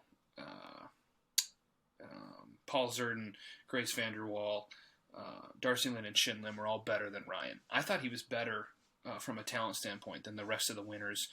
The only one I would say Cody Lee, they're right in line. So I think I probably have preference to Cody Lee just a little bit, but I would say those two are basically even. What did you kind of have for this? I mean, we just talked that he lost to Cody Lee, and Cody Lee probably should have, been higher than him. But I had him as like number 6 in my rankings. So I had, Paul Zerden, Matt Franco, Grace, Darcy Lynn, Terry Fader, then Ryan. Gotcha. So ahead of Shin Lim. Ahead of Shin Lim, okay, yes. That's a problem. We're gonna have. You can't. AGT. What's it? The number. Shin Lim's the number 1. What's his name? Sorry. No, Kenichi's number 1 for him. AGT District. Oh, Kenichi's number 1 here. Sorry about that. Sorry, AGT District. You're right. Sorry about AGT District. All right. Fair enough. Well. Yeah. Fair. To be fair, I had Kenichi next. So Kenichi at number 7. All right. Well, at least you had him ahead of Kenichi. I can agree with that. Okay. So I think we both can agree that there's a good chance potentially he could have won a couple of seasons if he would have been on a different season. I think, we've obviously never had a comedian win. I think if you plug him in kind of in that 4, 5, 6 region, I think he's got a pretty good chance to win one of those. Absolutely. Okay. Yes. This is actually maybe the most interesting Walker run that we've had.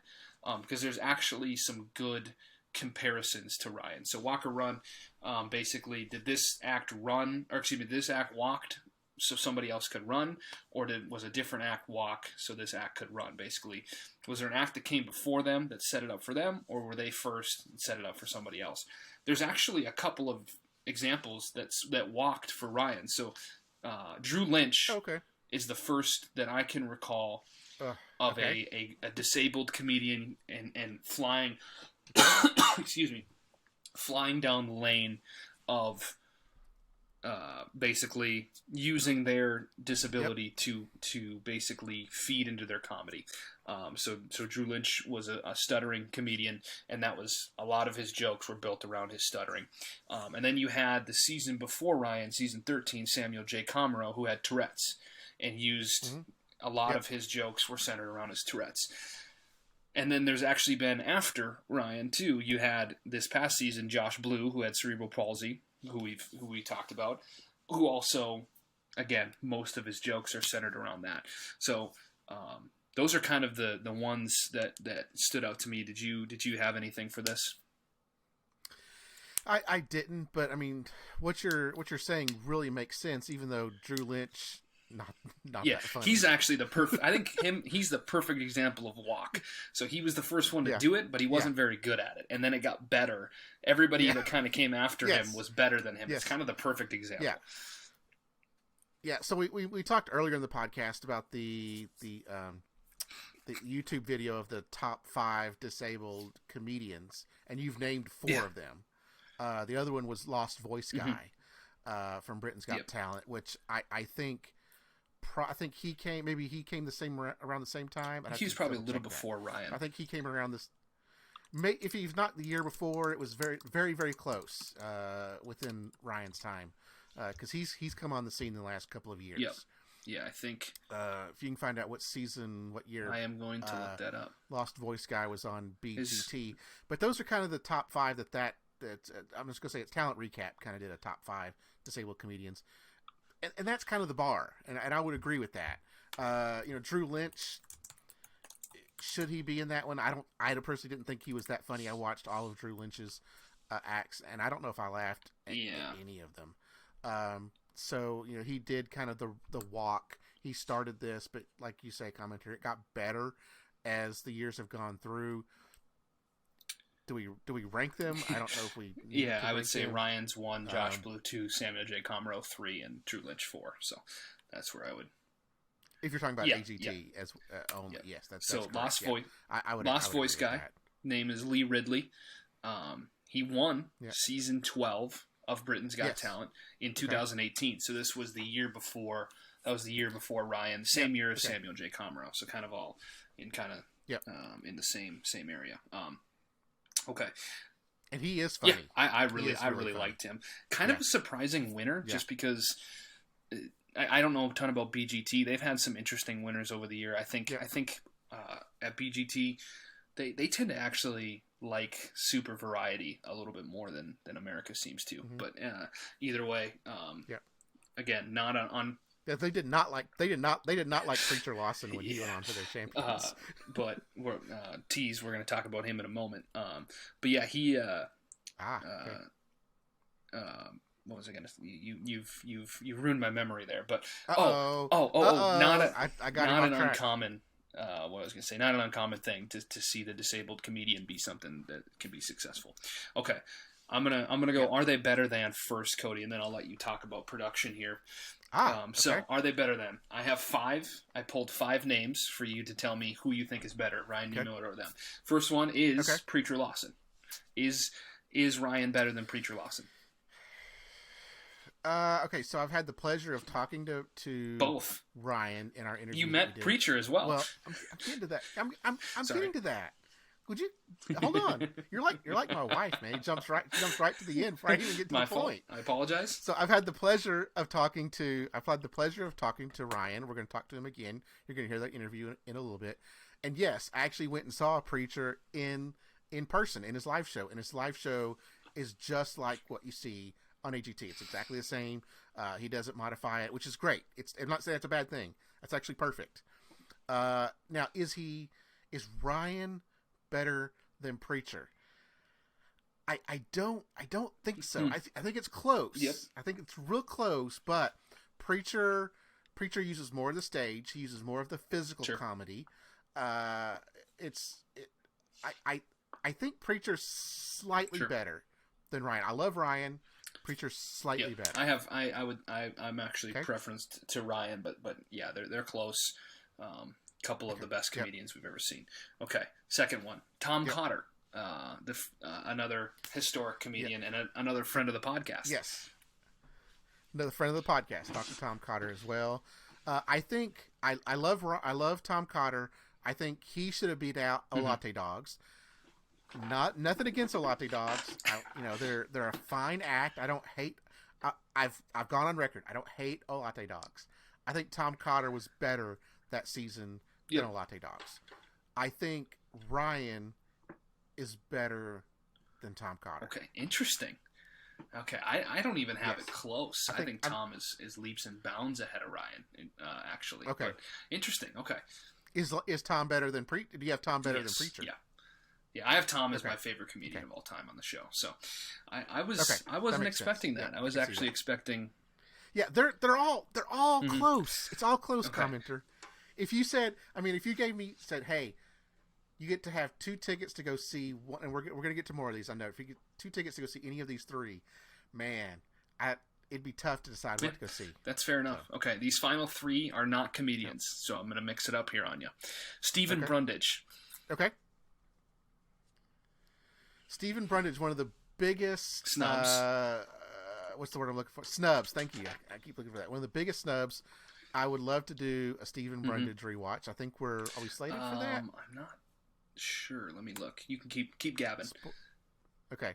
Yeah, so Stephen Brundage, one of the biggest snubs, I think, in my personal opinion, in AGT we are not currently should have made the finals. We can put him on the list for sure, but not currently on the list. But I think at some point we definitely will. Okay. Yeah. We have it on the list. It just may not be done this season. But I really, really liked Stephen Brundage. I think it was great what he was doing with Rubik's Cubes. He's great on social media. He's always doing stuff. He was funny. He was entertaining. He should have made the finals. I think Ryan's better than Stephen Brundage. Yeah, I would agree. I think that's correct. Yeah. Okay. John Dorenbos.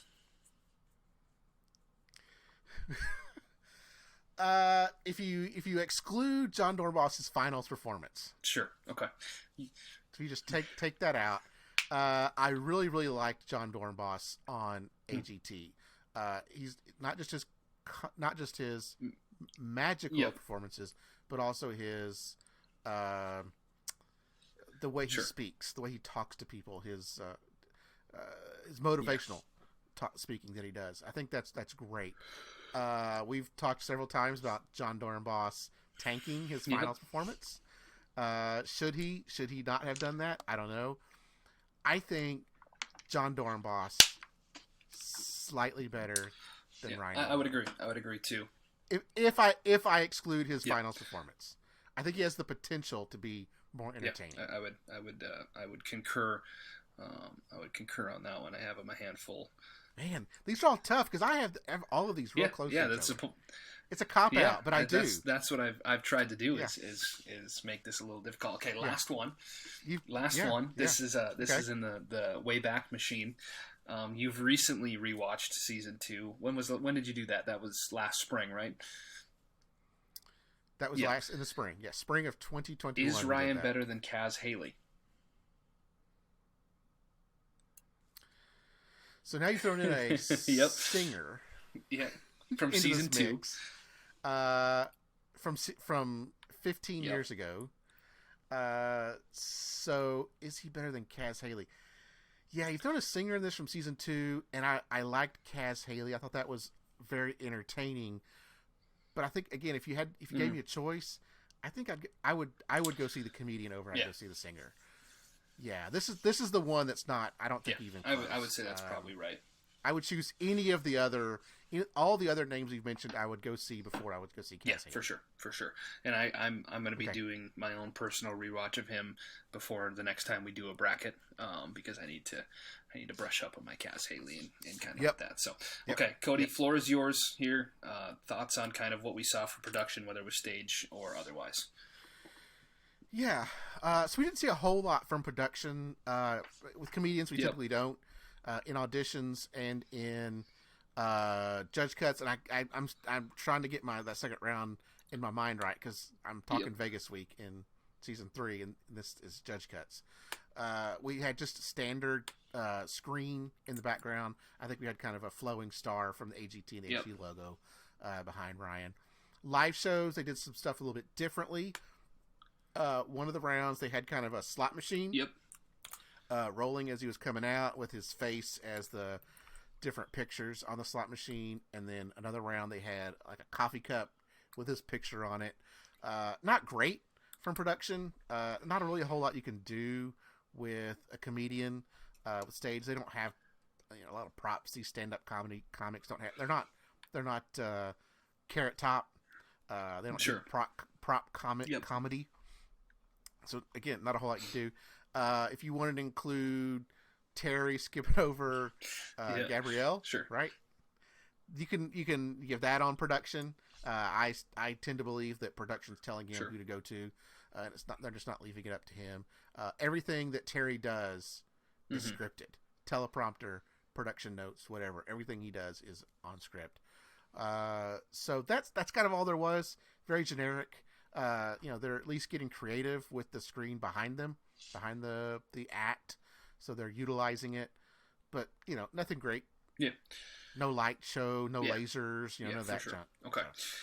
I did notice, I can't remember what performance it was, but the big screen parts for him to walk out, and you actually get to see a stagehand back there, which was exciting. Yeah. I do. Yeah, you're right. Yeah, Gave him a little pat on the back. Behind the scenes, you had a little pat on the back. Okay, it's time to go. Yeah, you see the behind the screen, what it looks like. Yep. But it's kind of cool. I do like that. You're right. We'll wrap up here, and then you'll get your Ryan Niemiller interview. With a little history lesson on where he sits kind of historically. I have him as the third best comedian of all time, behind Tom Cotter and Taylor Williamson. I have a question for you. Would you consider Tate Face in the comedian category, or is he in a different category? He is in the comedian category. He is a mime, but he is in the comedy. He makes you laugh. That's kind of what he does. He makes you laugh. So yes, it's not stand up, but it is. Okay, so then if you kind of look at my list, it goes Tom Cotter, Taylor Williamson, Ryan Niemiller, and then I have Josh Blue, Tate Face, Preacher Lawson. So that's my top 6. Yeah, that's a very good. And kind of, and then you can kind of shuffle them in whatever order. Looking at it, I have him 31st all time. On my all-time leaderboard. Okay. Again, it's relatively extensive. There's some more work that needs to go into it over the next years. But 31st, obviously, and you look at where I have him kind of sandwiched. I have him and Cody Lee ranked out the exact same score. They both finished at a 4.3. So they're kind of flippable. Okay. I have, if you look at it, I actually have... Are you including my scores as not on my leaderboard? I should put together your leaderboard for you. I'll do that. But there's 7 acts over the years that I've scored out at a 4.3. So it's kind of a grouping in there. But him and Cody Lee are right next to each other. I have him a spot ahead of Ada Bryant, a couple spots ahead of Stephen Brundage, a couple spots behind Sophie Dossie and Brian King Joseph are kind of a couple ahead of him. So kind of in that area. If you look at my tiers, I have him right at the top with Cody Lee of tier 5. So kind of a top, like you said, right around a top 30 act. Kind of the is this like the Visa or MasterCard? Yeah, this is the Amazon tier? Prime student card tier. There you go. But yeah, so I think a very, very very important comedian for a lot of different reasons. He's the only comedian to finish 3rd. We've had a handful of runner-ups between Drew Lynch, Tom Cotter. We're both runners-up. Samuel J. Comroe was 4th place. So we've I think was Josh Blue 4th place? Josh Blue was 3rd place. My fault. So one of 2 comedians. I apologize. There you go. One of 2 comedians to finish in 3rd place, and they both kind of fly down the same lane, which is kind of interesting. And then the final point, he's the highest finisher of anybody that was in a Duncan save or judge vote, whatever you want. It's been different over the years. And I think it's interesting point because I've talked about on here of it's hard for me to go, okay, I always like the Duncan save because it can eliminate potential winners for me when I'm trying to predict who's going to win. Because if you can't get in the top half or top 5 or whatever, usually it's top 3 are the straight through. If you can't get into the top 3 or 4 in your audition, or in your quarterfinal, semifinal, there's no way you're going to get the most votes in the finals. It's just not going to happen because, as we probably all know, the voting is not just based off that night for most Americans. I think they develop their favorites throughout the season. They kind of, they're going to vote for who they were going to vote for 4 weeks before that performance. Probably very rarely, I think, are people shuffling like, oh, I'm going to vote for this act now because they were great tonight. I think it's part of it, but I don't think it's I don't think they wipe from their memory the previous performances. Yeah. I think you're right that people don't add in a act because they did really well, but I think they will not For sure. vote for an act because they did. And so maybe that's what ends up having to happen potentially for someone that was in a dunk and save to eventually win was multiple people ahead of them to bomb in the finals, which is pretty rare. So getting to third place after being in a dunk and save in the semifinals, I think is pretty impressive. Interesting enough, let's take a look again. So in his semifinal, the acts that finished ahead of him in the voting. Let's actually pull it up because then that actually could make some sense of, Cody Lee. I don't know if he was in that one. So you had in his semifinal, we've obviously already gone through this, but the straight throughs were V Unbeatable, Detroit Youth Choir, and Voices of Service. So there was 2 acts that finished ahead of him in his semifinal that he finished ahead of in his finals, which is kind of interesting. That there was a shift in voting in the finals for one reason or another. But that's kind of it. That's kind of Ryan Niemiller's season. Any other thoughts or things you want to say to wrap up before we throw it to the interview? Yeah, just real quick on your scoring system. Do you go to multiple decimal? I do if there is, but all of those 4.3s were even 4.3s divided directly to a 4.3. Wow, yeah, that's incredible. I have some 4.32s. I have some 4.0. Like I have some 4.01s or whatever. So to say, but those were all perfect divisions to 4.3s. So, but no, that's all I got. So we're gonna jump it to the Ryan Niemiller interview right after this. I know we've gone, an hour 40 into this, but you're going to get an interview. So this podcast will be extra long. I probably heard at the beginning we'll have time code where you can jump. But if you've listened this long, listen 5 more seconds. You're going to have the interview. So thanks. We'll see you at the interview. Hey, welcome back to AGT time. So we're now joined with our first repeat guest from AGT, Ryan Niemiller. Hey, how you doing, Ryan? I'm doing good. Good to see you guys again. How are you? Yeah, we're doing great. It's great to have you back on here. I'm also here with AGT Commenter. How you doing, Commenter? I'm doing well. I'm excited. It's exciting to have somebody back. Can be a little bit more, maybe less AGT oriented on this interview as the last one. We can kind of just see what's going on in Ryan's world, so I'm excited. Yeah, and back willingly too. Yeah, that's true. Most of us you have to bribe to get on here, so it's nice. Like I volunteered to come back. You put out a call and just said, "Hey, I'm desperate. I need to go on somebody's podcast." I'm like, "Hey, put me on stuff. I'm bored." It worked out perfectly. Yeah, so we really, really appreciate that. So this podcast, this interview is going to be a little more looser than what we did last time with Ryan. Last time we talked about his experience on AGT, got a lot of good information. We referenced the information you gave us in our last interview a lot on our podcast because we now see some of the things that contestants are doing in order to get more airtime based on the things that you mentioned the last time. So we're now seeing that, and we talk about it a lot. So you have really to do appreciate everything that. you can to just keep getting attention on yourself at all times when you're there. That's right. So we're going to talk a little bit more about that. Not a whole lot. Yeah, it'd be less AGT. I'd like to talk some video games with you. I know you're a big gamer. I'd like to talk some video games. Yeah, you can see some of them. You can see about an eighth of my collection behind there. Louise. I have a very understanding wife. That's all I'll say that I have. Because I'm in one of my 2 game rooms right now. So this is my modern room. Yeah. So that's my big, nice 4K TV. That's all like my more modern system. You can see some switches there. That's my Xbox Series X stuff. All that good stuff. And then across the hall from me is my retro room. So I have like an old tube CRT in there. That's where I have like, the NES, the N64, all that good stuff. Because I have a very understanding wife. I want to make sure I reiterate that. She is very cool. AGT's treated you well when you get to have 2 game rooms. Yes. And the relationship gods treated me well. Yes. It's so funny. My wife, when she's like at work or whatever, she casually brought up like, oh yeah, like my husband has 2 game rooms, and everyone's like, you let him have 2? Like, apparently that's a big deal to, like, have, like, a casual, open conversation with your spouse and kind of discuss the pros and cons of something.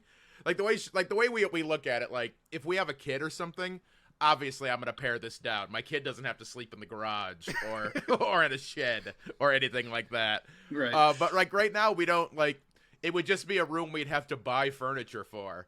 So, like, the way we look at it, like, you have stuff, go put your stuff in there. Just go. do that. Right. So, Yeah. But she is very cool. The fact that didn't have to be a fight that apparently couples have in situations like that. So Yes, I'm shout very out to my familiar wife. with that. Very, very familiar with that, Ryan.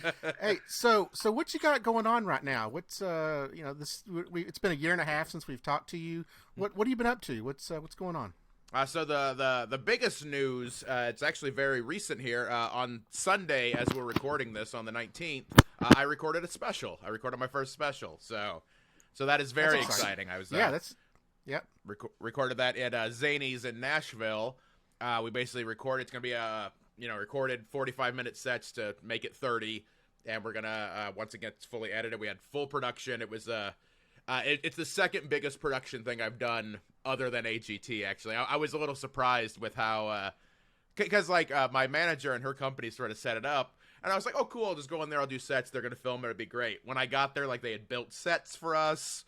It was, like, 8 cameras. I was like, oh, this is actually a big deal. Oh, no. I got to make sure I do this correctly. So we're very excited. We're going to start shopping that around once it's done in the spring, and hopefully someone will buy it, and if not, we'll self-produce it ourselves. So it's definitely going to be out there. So it's going to be something exciting to push forward through for 2022. That's really cool. It's almost like you got up on the stage, saw all this big production, like, hey, where's the table with the 4 judges? Exactly. It's kind of how it was. It felt a little bit like that.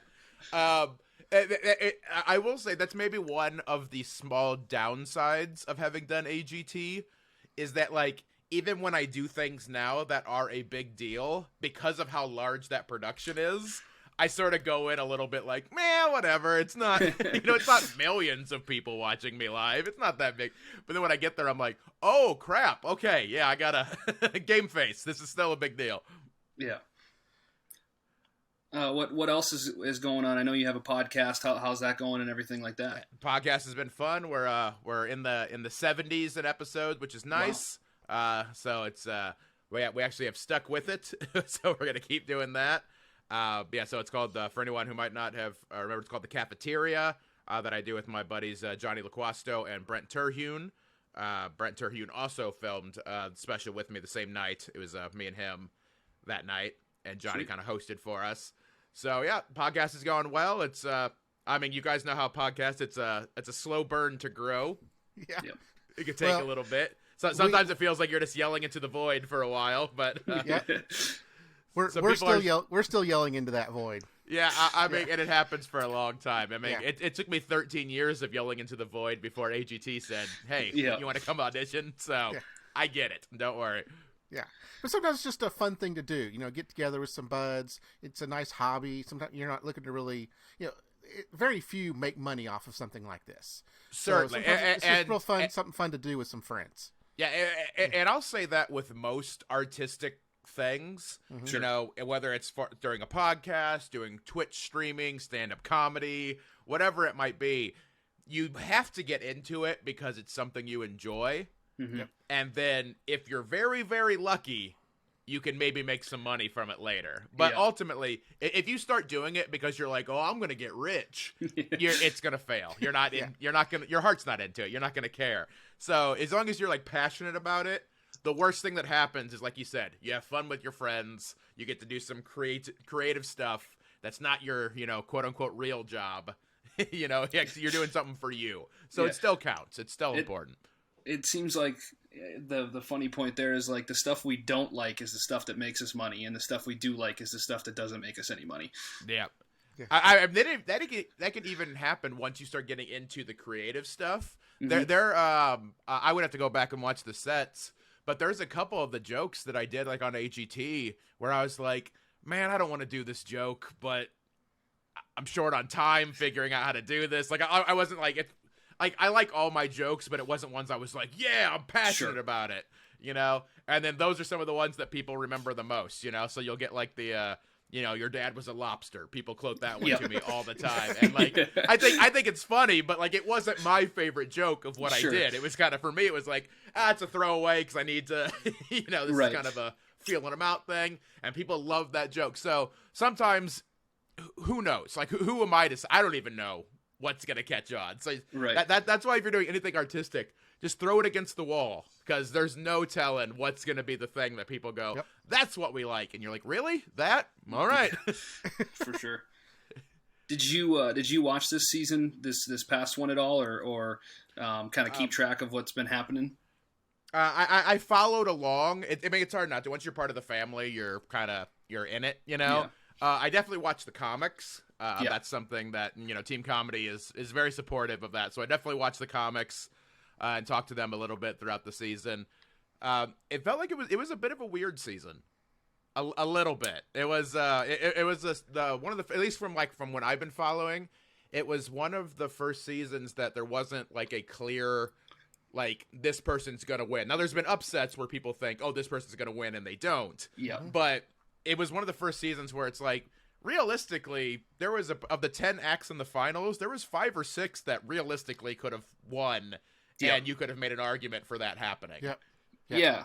Like me and Cody, we've talked about it plenty too, but like, it was going into that results to see who was going to win was probably the most up in the air that I can remember. Because even your season, we talked about when we were talking about your performances yesterday of like the Cody Lee was, I mean, it was written in the stars. It was, And so like, I think I joked about it. Like, we were all playing for second, like obviously we were trying our best. Like, things could happen, but like, that second place trophy would have looked real nice.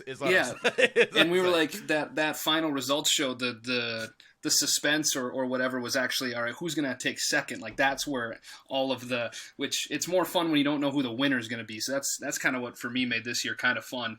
But obviously Josh Blue did really well. He finished third, just like you did. Is he somebody you're familiar with, or know well or whatever? Yeah. I've known. Josh and I, we've only talked briefly, like, online. I don't know him. I've not got to run into him over the years. But obviously, like, the way that I'll kind of describe, if Josh Blue isn't going to win AGT, I don't know if a comic's going to. Because I use this term a little tongue-in-cheek, but essentially, as far as comedy goes, he's a bit of a ringer to be on that show, Sure. So, like, he's pretty well established. He's funny, and again, I don't fault any act for trying to go on the show, because if 15 million people get to see you every week, duh. Right. you go on sure. there, But, he had won Last Comic Standing a few years ago. Like he's an established guy. And this was getting, a whole new audience was seeing him. But if someone like him can't win, I don't know if a comic's ever going to. Yeah. Now, stranger things have happened, of course. But for sure, I wouldn't have thought a poet would have had a chance to win before season 15. So stranger things can happen in the atmosphere. But if Josh Blue's getting the same thing I was getting, maybe comics aren't going to win that show. Yeah. Good thing is you don't have to win to have a career after for sure. That. So that works out well. Yeah, I mean the amazing clip there in the finale where I think were you on that? I can't remember. They did not ask me to do it. Now I would have gladly done it, but yeah. So there was an amazing clip where I think they had Josh Blue, and they said, hey, you don't really want to win because then you got all these commitments. You really want to finish second or third because you get the recognition of the winner, but then you don't have all these other commitments that you have to do. I mean that's very much real talk. Without being able to go into too many of the specifics. If you win, you got to do a lot of stuff. They want you to go do things, and there's worse things. Don't get me wrong. There's worse things. You get paid for it. You obviously win $1 million. It's not like, woe is me. I have to go. Open. I got to go do an opening performance before the Olympics. Oh, woe is me. Right. Life is hard.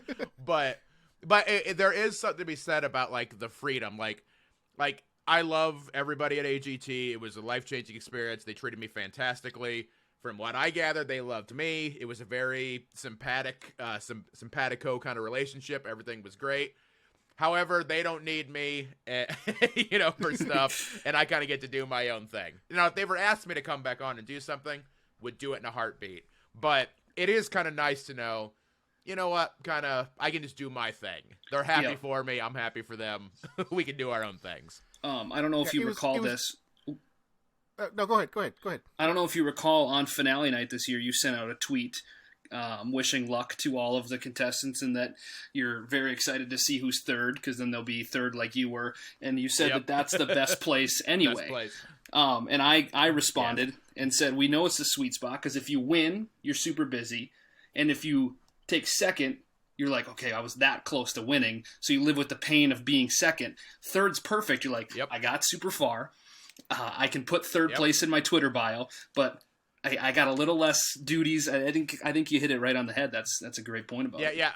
Essentially, as far as the finals go, if you're not going to win the whole thing, because obviously winning, there's and realistically, that's the sweet spot. You know, as much as I'm kind of tongue in cheek saying like, oh, I would have had to do stuff, I'll gladly take $1 million and having been a winner. You know, I'm not mad about it at all. But you're right. You know, because like second place. I remember just, and I've talked to Mr. White a little bit since, who was, you know, the director of Detroit Youth Choir, but like those kids were destroyed that night. You know, they were destroyed because like, you know, we can maybe, you know, it's easy with the power of hindsight. You can look back and go, okay, well, of course Cody Lee was going to win. Those kids didn't know that in that moment. They weren't. You know, like that's a very visceral. And same thing with like The Unbeatable. They were crushed because they thought they had a real shot and they got fourth. You know, and so like that's a very real feeling though, because I'll tell you, I can only speak for me. I don't want to speak for anybody else. But had I flipped me in Detroit Youth Choir and I got second, it would have hurt. It would have hurt. You know, even if realistically I would have went, yeah, Cody Lee was probably going to win this thing. Yeah. To know, like, oh, but I still, like, because then you start thinking in your head. How many votes? Oh, if this was a year without Cody Lee, if Cody Lee wasn't here this year, I would have been the first comic to ever win. I would have done, you know, there's like so much thing that goes through your head. With third, though, I was over the moon. You know, at third, I was like, there was a sense of relief of like, okay, I don't have to feel terrible about myself for not winning.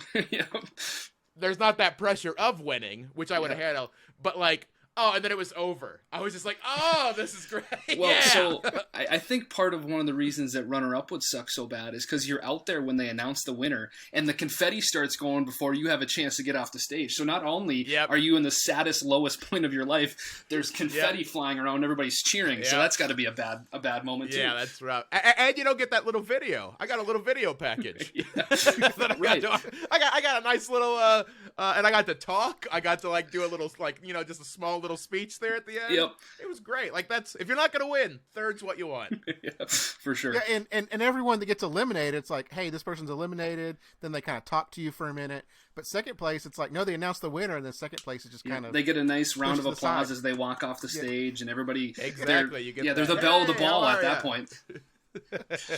So it was great to kind of see the comedians do well this year, because we had Josh Blue, we had Kabir Singh, a couple others that we had. But Gina season Brion. 15, Gina Brion. But season 15, the comedians didn't do well at all, and sadly, it's because we didn't have an audience. That and is 100% the reason why. We saw the impact of what the audience does for comedians, because they were eliminated almost immediately by not having an audience. Yeah, I think Alex Hooper got to quarterfinals. I think he was the furthest, if I remember correctly.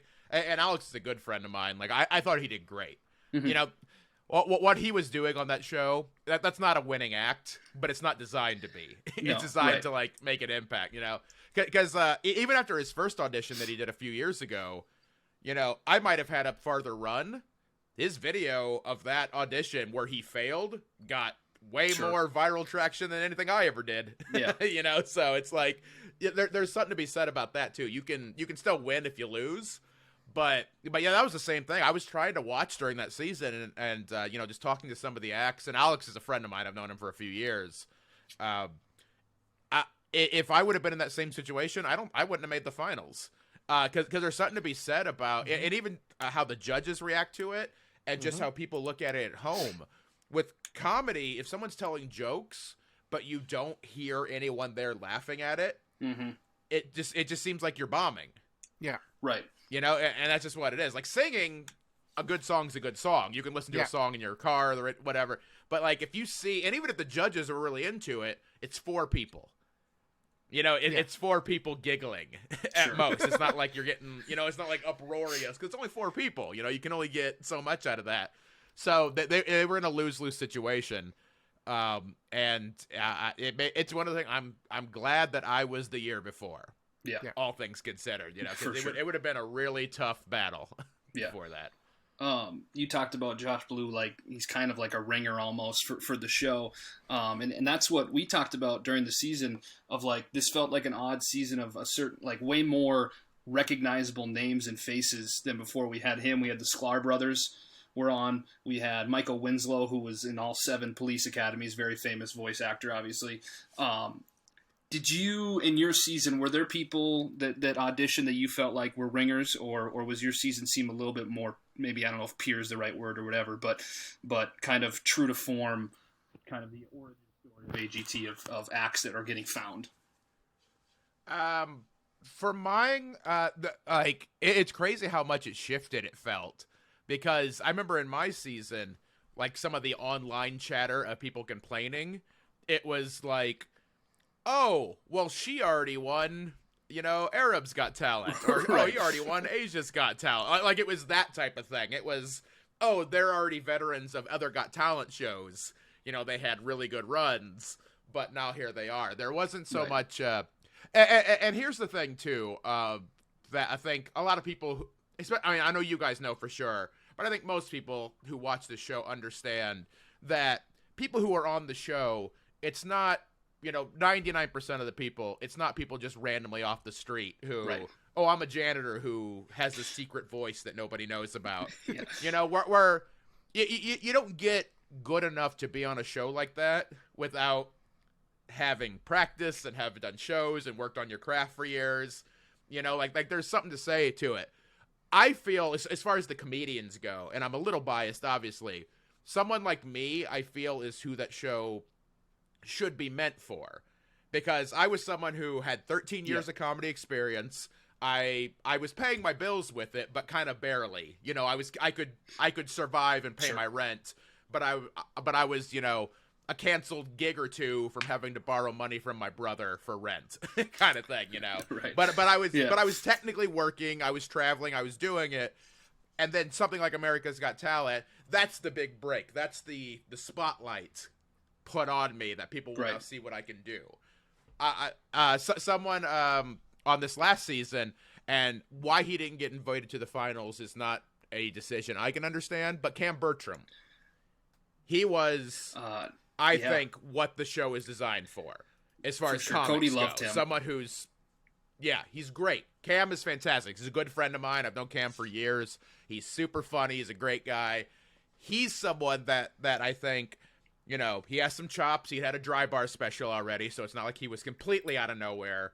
But this was like his big mainstream, take a look at me, here's what I can do. Yeah. It didn't pan out that way. It's fine. That's how things happen. Whatever. And so for my season, it was more, like I said, it was more, oh, well, he won This Got Talent, or he was a finalist on This Got Talent. Right. Okay, cool. And then this year, like, because even for me, and again, never going to fault the acts. If you can get seen by millions of people, get seen by millions of people. It's a smart business move. But, like, the Sklar brothers have a very long IMDb. Yeah. You know? They had like 90, what was it, Cody? It was a high number of ESPN, a show that was on ESPN for... They had their own show for a while. Yeah, and it was funny. Super funny. Cheap seats. Yeah. 70-some episodes or something? The only one that I'll give them credit for. It was on ESPN Classic. So still. The audience is kind of this big. Still. The now defunct ESPN Classic. So. Yeah. The only thing that the only thing that not necessarily bothered me, but is sometimes a little weird with how they do it, is, you know, for Michael Winslow, at least when they had him on there, they didn't pretend that they didn't know who he was. Right. Yeah. You know, they at least did the story, like, you know, the kind of story, and it's true, you know, but like, oh, he was a huge star. His wife passed away. He raised his kids. Now Michael Winslow's still been doing stand-up and stuff. He's been working clubs for years. He's not like been completely And he did a lot of voice act. He did a lot of voice acting as well. Yeah, so he was still worried, but he wasn't that. So at least they like didn't pretend that Police Academy wasn't a thing. You know, with the Sklar brothers and like Josh Blue to an extent, I felt that they were just like, wow, where did you come from? You're great. It's like Josh Blue won. He won a reality show on your network. Yeah. Like, yeah. Like, because I even like looking online, I think that's what pisses people off a little bit. It's not that they're there. It's that they sometimes insult the audience's intelligence a little bit. Like, no, just acknowledge that he's legit. He won Last Comic Standing.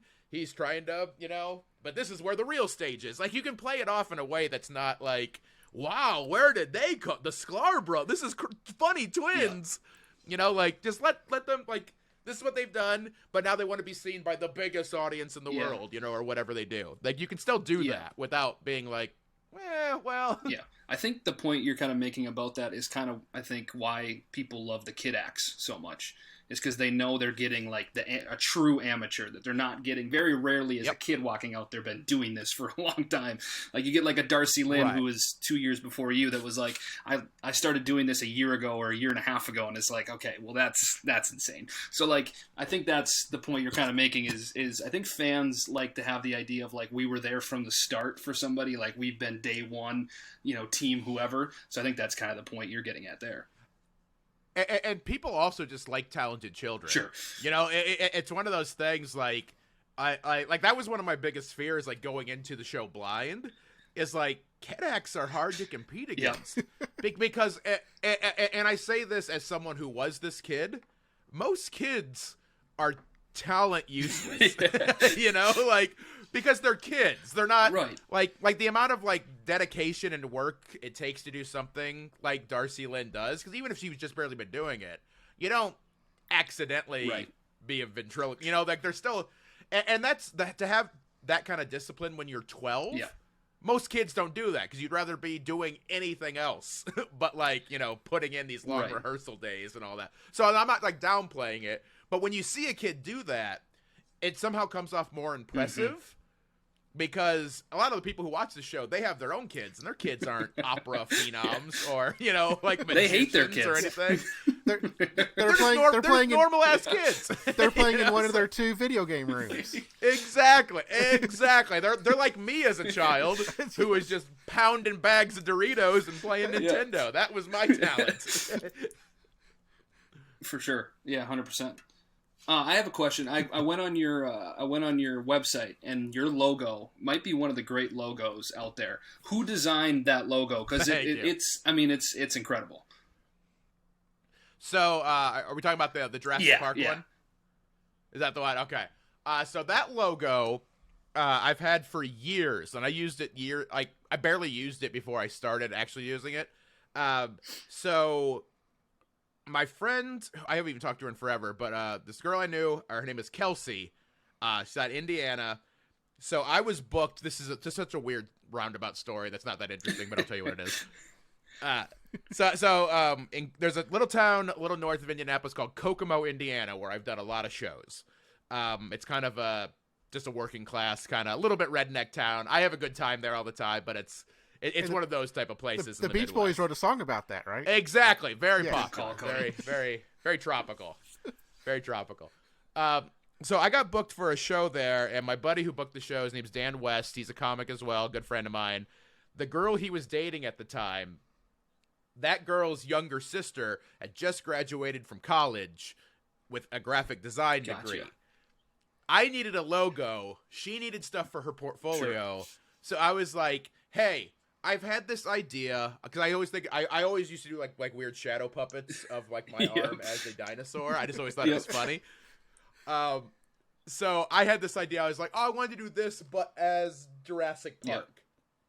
Yeah. If you want to give it a shot, I know you want stuff for your portfolio. I'll throw you a few bucks. We'll just see what happens. She nailed it first time out of right. That's the first draft of it too. She didn't even have to tweak anything. She crushed it.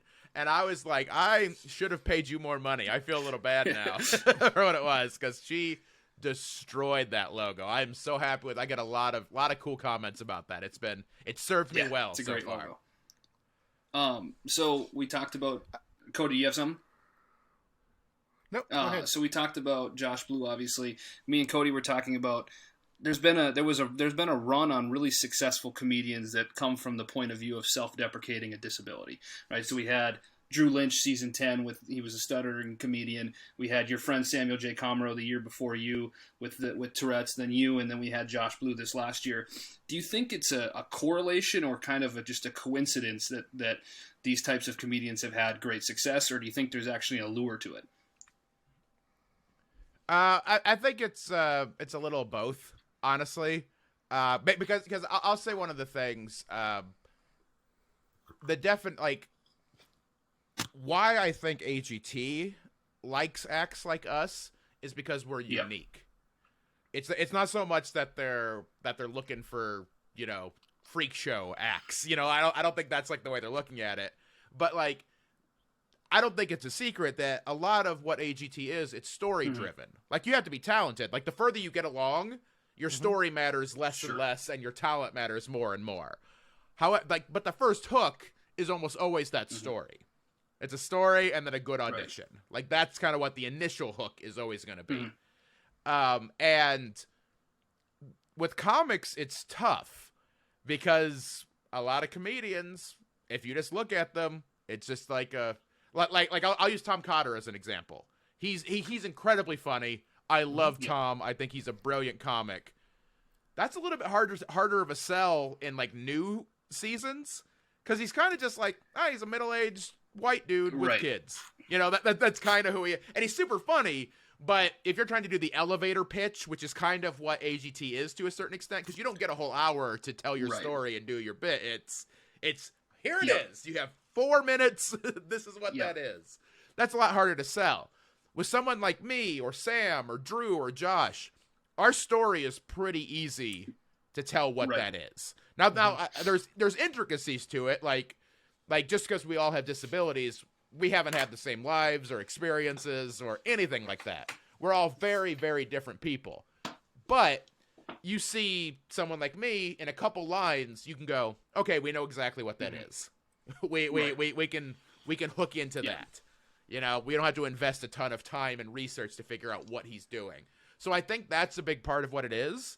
And also I think why it works so well for comedians is that we are way more likely to be vulnerable and kind of tell our stories in full because that's what we do on stage. We're open books. You open a lot of these wounds and you make them funny. That's kind of how you deal with it. That's how you handle it. And because I always thought that was my biggest advantage on the season that I was on, I was more than I think any other act on my season willing to, hey, this is all the terrible stuff I deal with, but I'm still here, like I'm still rocking it. I was willing to tell those stories where for some people, they have to really pull it out of them. They have to really okay, we need a little more than just you're a good singer. Right. Like why are you why did you just sing? And for the comics, we're just like, hey, I have this thing that really sucks, but look how but I'm crushing it still. And I think that's what a lot of the appeal was because I thought my sets were good, but for like comedians especially, they could, if they just want somebody who can be funny for 2 minutes, there are thousands of us. You can find thousands of comedians who can be funny in 2-minute spurts. That's not a problem. But finding those people that are going to connect with people who aren't necessarily comedian fans, that's where you need to find those kind of not necessarily specialty, but there's got to be a little more than just haha. So I think that's why a lot of us do so well because we're willing to lay it all out there. Yeah, in season 16, in the quarterfinals, we had 4 comedians, and only one of them was able to make it to the finals, and that was Josh Blue. And he just the only thing that Gina did as well. To the finals. Yeah, she was right. Gina did. You're right. You're right. Gina right. Gina did. You're right. Sorry about that. But so that just kind of shows that it's, you got, like you said, you got to have that special thing. And I really liked Gina when she was on. Gina's great. I thought she was funny. I thought she was one of the funniest ones on that season. Yeah, and that's the thing too, because I even noticed it just based on social media as I got further in. When I did my audition, it was 100% positive. Every comment I saw, I mean, minus the people who just hate everything that you ignore, but like, yes. but everything was like, oh, that was so funny. This is such a great story. He's so cool. I like him so much. Then when they start looking at you, quote unquote, eliminating their favorites, that's when they start to like turn on you, you know, because when it's like the auditions, you're not really competing against anybody except for getting those yeses. There's no like really direct competition at that point. You just want to get the yeses to move on. When you get to the live shows and people start getting axed publicly, that's when people's loyalties really kick in, and people will turn on you in a hurry. So it's you still got to bring it if you're if you're like just a fun, cute story or like an inspirational. If it's like really over the top with that, it'll make for a really good clip for the audition, and then you're done.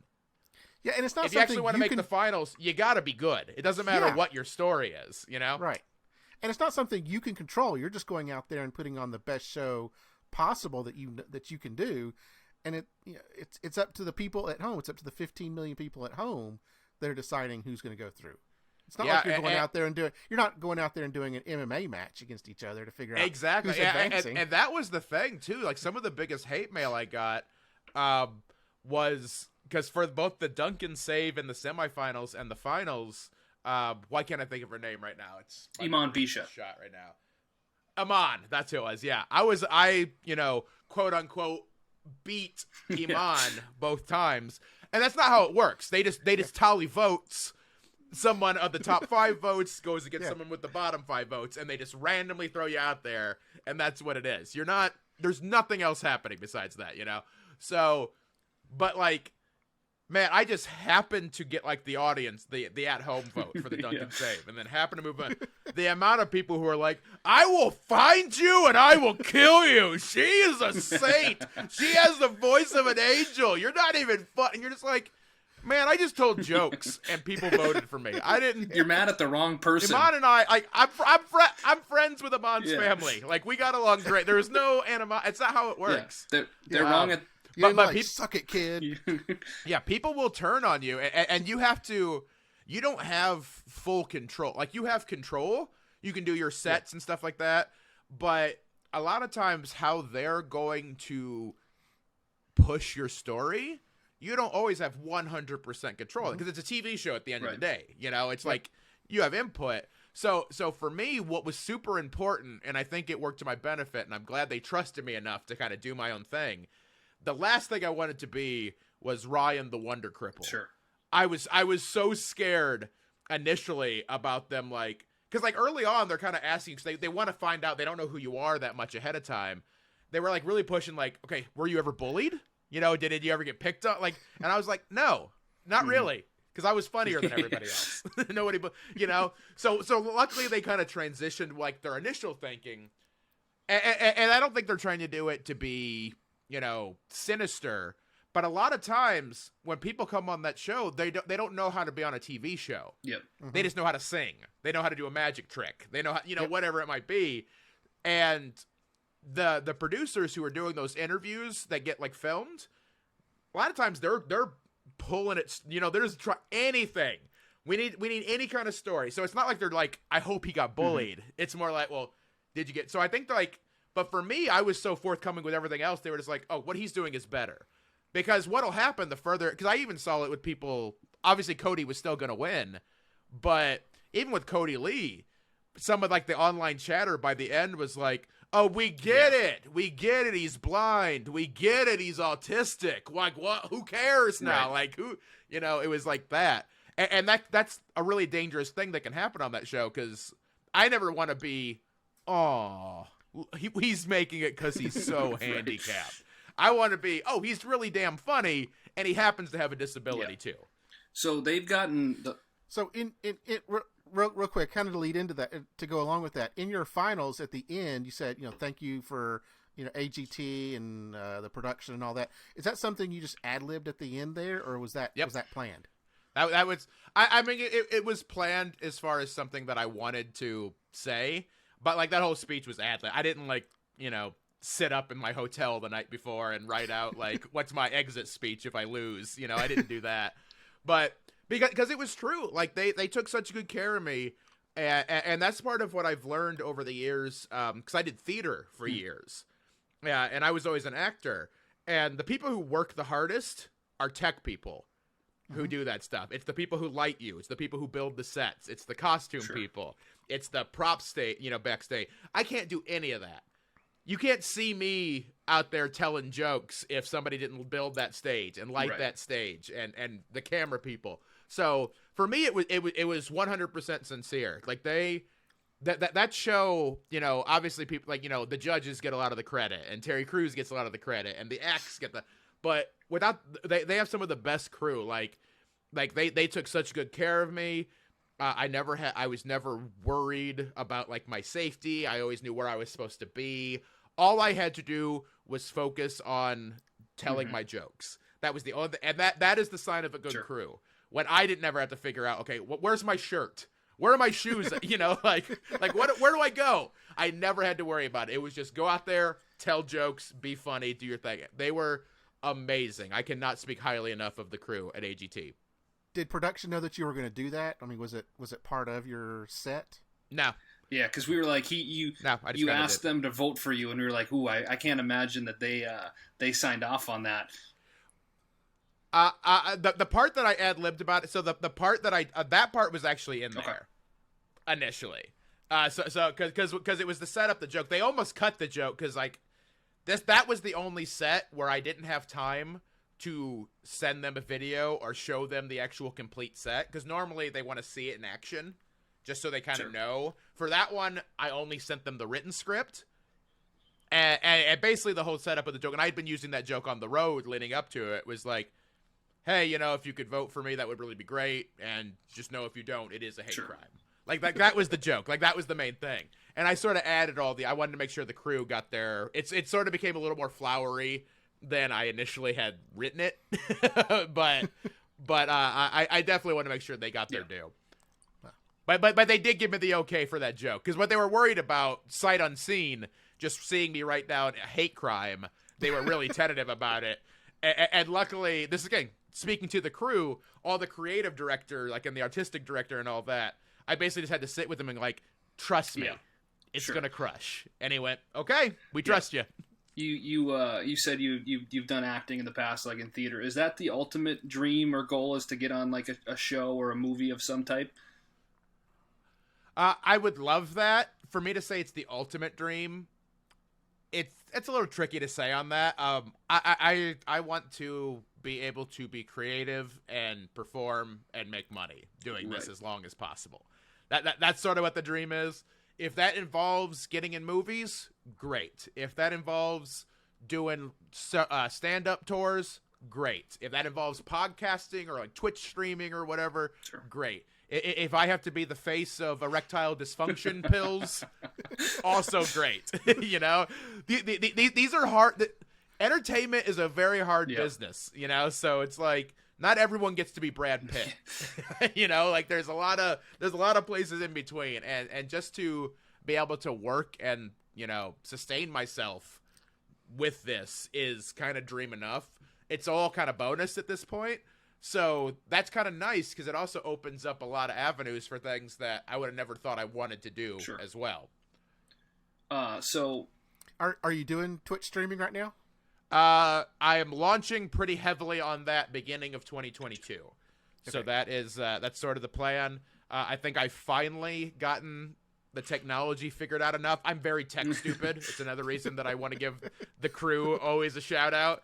I don't know how much of this works. I don't get audio. I don't get lighting. I don't understand most of it. But that is something I am prioritizing for 2022 because I love video games, and the times that I've done it, it's been great because people who watch it, especially if they're like fans, maybe from AGT or just whatever, they like it because it feels like they're having private conversations with you.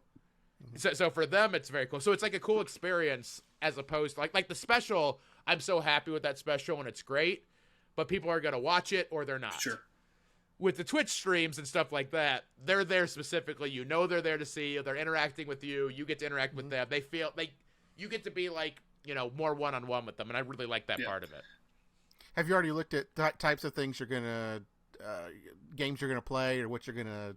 Oh yeah, I've been putting together spreadsheets and lists. I'm a nerd like that. So and then of course the second it starts, something will happen. It'll all change and be different. But best laid plans never work out. But yeah, I have some ideas of things. It's gonna be fun. I have a very ample video game collection. So all told, between physical and digital, it's around 4,000 at this point, and ever growing.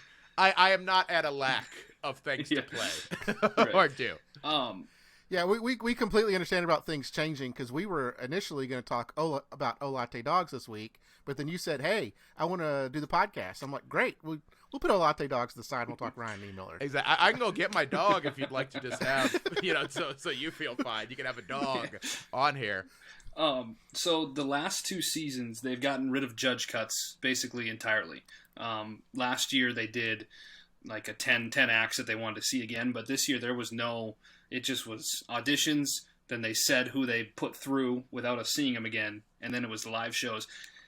From your standpoint of somebody who did judge cuts, who got 5 performances, do you think that's hurting people, not getting seen another time before live shows, not letting people perform again in the America's Got Talent setting before live shows? Like, what would your thoughts be about that if they didn't have judge cuts?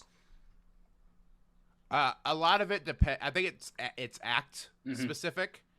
I think there's some acts, even if they didn't win a golden buzzer, there's some acts where you're just like, yeah, like if Cody Lee didn't get a golden buzzer, yeah, sure. like him doing that extra judge cut round was not going to help him win America's heart more.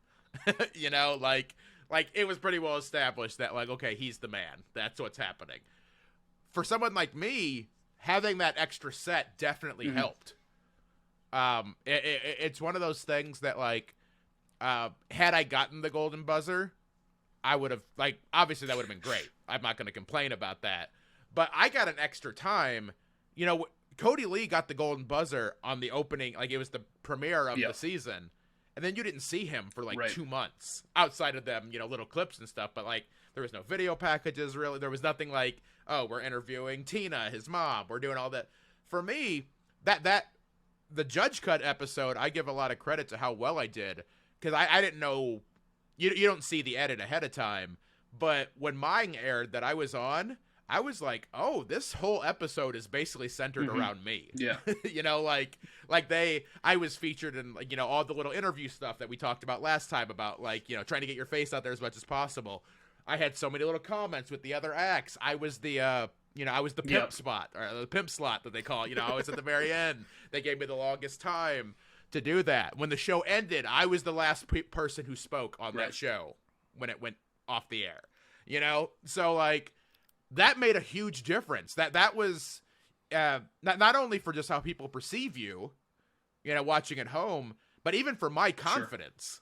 Because you don't know ahead. Obviously, I knew I moved on. That had already been taped and happened. Like, I already knew I was going to the live shows. But once you actually watch that, I kind of went, oh, they are very strongly behind me.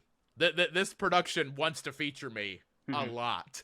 So I was like, okay, I got a real shot to make something special happen. So for me, having that extra slot was pivotal, because no one knew me ahead of time. Yeah, me and Cody were talking about yesterday.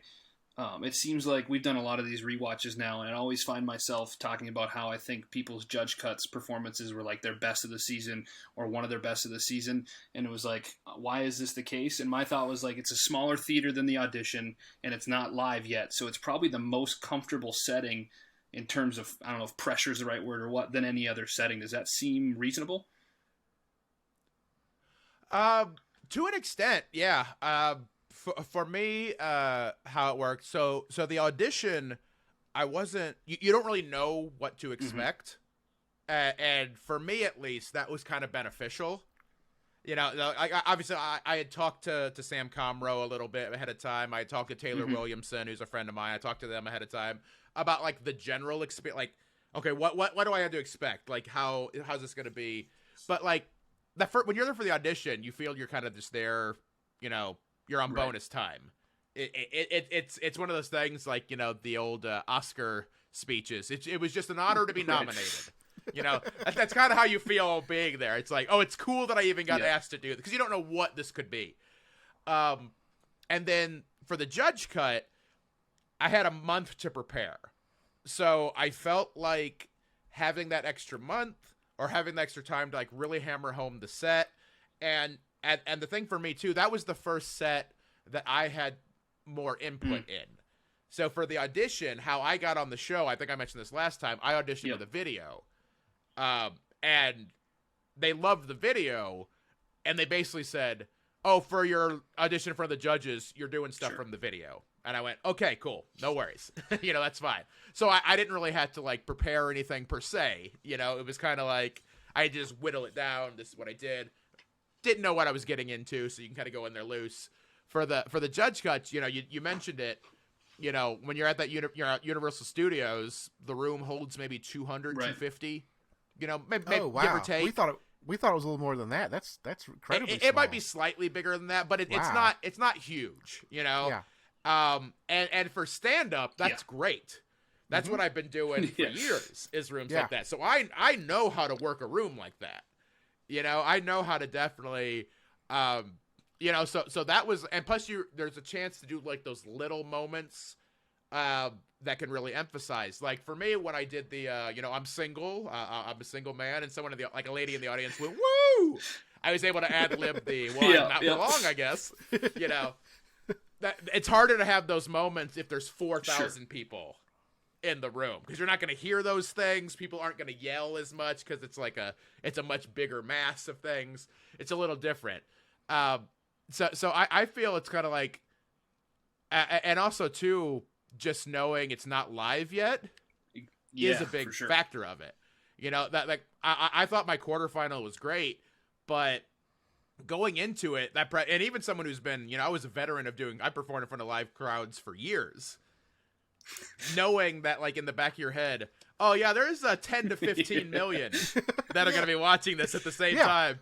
And also the nice thing too, with the judge cuts and even the audition, if you flub a line, they'll edit it out. If they still like you, you know, if you stumble a little bit, you cough, whatever it is, they'll fix it. For my audition, they had me go back out and redo a joke because I didn't do a line the first time. You know, so like you don't have that luxury on the live show. If your mind blanks and you forget something, so it's like you have a lot more things to juggle. The judge cuts kind of feels like that. Again, it's like that sweet spot. It's the third place of doing this, you know, because it's like there's pressure because you want to get to the live shows. However, you know, it's taped. You have a lot of time. The hardest part of the judge cuts, it's just a long week. You're there for a week filming stuff, and like, and it overlaps with some of the other judge cuts, so you're kind of like with some of the people from the previous taping, and then like the next taping comes in, and you get really close with the people because you're just like with them all the time. So then you're watching your friends either do well or get eliminated in heartbreaking fashion. And it's rough more on the emotions than anything. Yeah, it's interesting you said that about the first live show, the quarterfinals live show, because when we were watching it, it seemed like you were. I mean, you've been doing this a long time, but it seemed like you were nervous because you step out on that stage. You have, 4,000 people there in the theater. You got 15 million people watching at home. I mean, you did very well. The set was great, but it just seemed like initially you were a little nervous because it's like almost you had the deer in the headlights look when you came out on the stage. For me, kind of how I thought it wasn't so much nervous because I'll be honest, I wasn't nervous in like a scared way. It was more overwhelming. Oh, yeah. Because like even preparing for it, I had a little bit of it too. Like even if you check on my audition, my voice cracks just a little bit when I first start talking, and it wasn't nerves. It wasn't like I've been there before. Like I know how to perform. I knew my set was going to be great. Like I was ready to go, but it's more just like how I prepare for most things is I don't think about them until right the second they're happening, because that keeps me from freaking out. You know, so for me, I was really loose before the first live show, like filming all the stuff. I took pride in like, you know, I was always very pleasant. I kept everybody loose backstage. I was always just joking around, having a good time. The second you walk out there though, and you get the rush of that audience and you see all of it, it was kind of like oh, you know, it's kind of like that wave hits you of like, this is a huge deal, you know, and you know, once you get that first line out, I think I kind of, you know, I calmed it down and the set was fine after that. But it's just so it wasn't a fear nervous. It was more just like an overwhelming sense of like, this is bigger than my brain let me think it was before I got out here. Yeah. You're from Indiana. Are you a big Colts fan? I really hate the Colts. They are my least favorite team. Oh, yeah. Which is weird because one of the people who helped me the most during my season was Pat McAfee, the former punter of the Indianapolis Colts. Because I appeared on his show a few times throughout the season because I'm friends with some of the guys who are also on the show with them. Pat is great. I love Pat. I will never root for the Colts. I'm sorry, Pat. So who is your team then? Because I hate myself, I'm a Miami Dolphins fan. Interesting. I don't like to be happy. Yeah. I'm from North Dakota, which is so where I'm from. The closest team is the Vikings, so everybody around here is a Vikings fan, and so I think I'm in the same boat as you. I just purposely dislike the Vikings. I don't know if you do it just because everybody else liked them that you wanted to be different, or what. I like they always lose, so it's funny for me. But I don't know if that's where you're coming from on yours too. How it worked for me, how I became a Miami Dolphins fan. So I grew up in Northwest Indiana. So geography-wise, I should actually be a Bears fan. Yeah. I'm from about 45 minutes to an hour, depending on traffic, away from Chicago, where I originally grew up. Where there is a body of water that you could go swimming in. Yes, it's horrifying. But stay away from it. My dad was a big Bears fan, and when I started getting into football at age 8, 9, I decided I was going to be a rebellious kid, and I'm like, I'm not going to like the team my dad likes. Now I'm going to like my own. I'm going to pick the team that's furthest away. And since I didn't know geography to realize that's probably Seattle or San Francisco, I went with the Dolphins because they had cooler colors, and I liked to play with them on Tecmo Super Bowl for the NES. There you go. I love to play them. So, and then it just sort of stuck from there. To the point that even my younger brother is a Dolphins fan because of me as well. So we both suffered together. Yes. Well, the season's turning around a little bit. Yeah, there's nothing like watching Dolphins football in November where it's 80 degrees outside. Yeah, it's and just being disappointed. They're doing the same thing this year that they do every year. I've predicted this season exactly so far. Like when they went 1-0, I was like, okay, they're probably going to lose like their next 7, which they did. And then what the Dolphins always do once they've dug themselves the deepest hole imaginable, they get hot. So I was like, okay, they're going to win 6 in a row. They're going to get to 7-7. And as soon as people start talking about they might sneak in the playoffs, they're going to lose the last 3.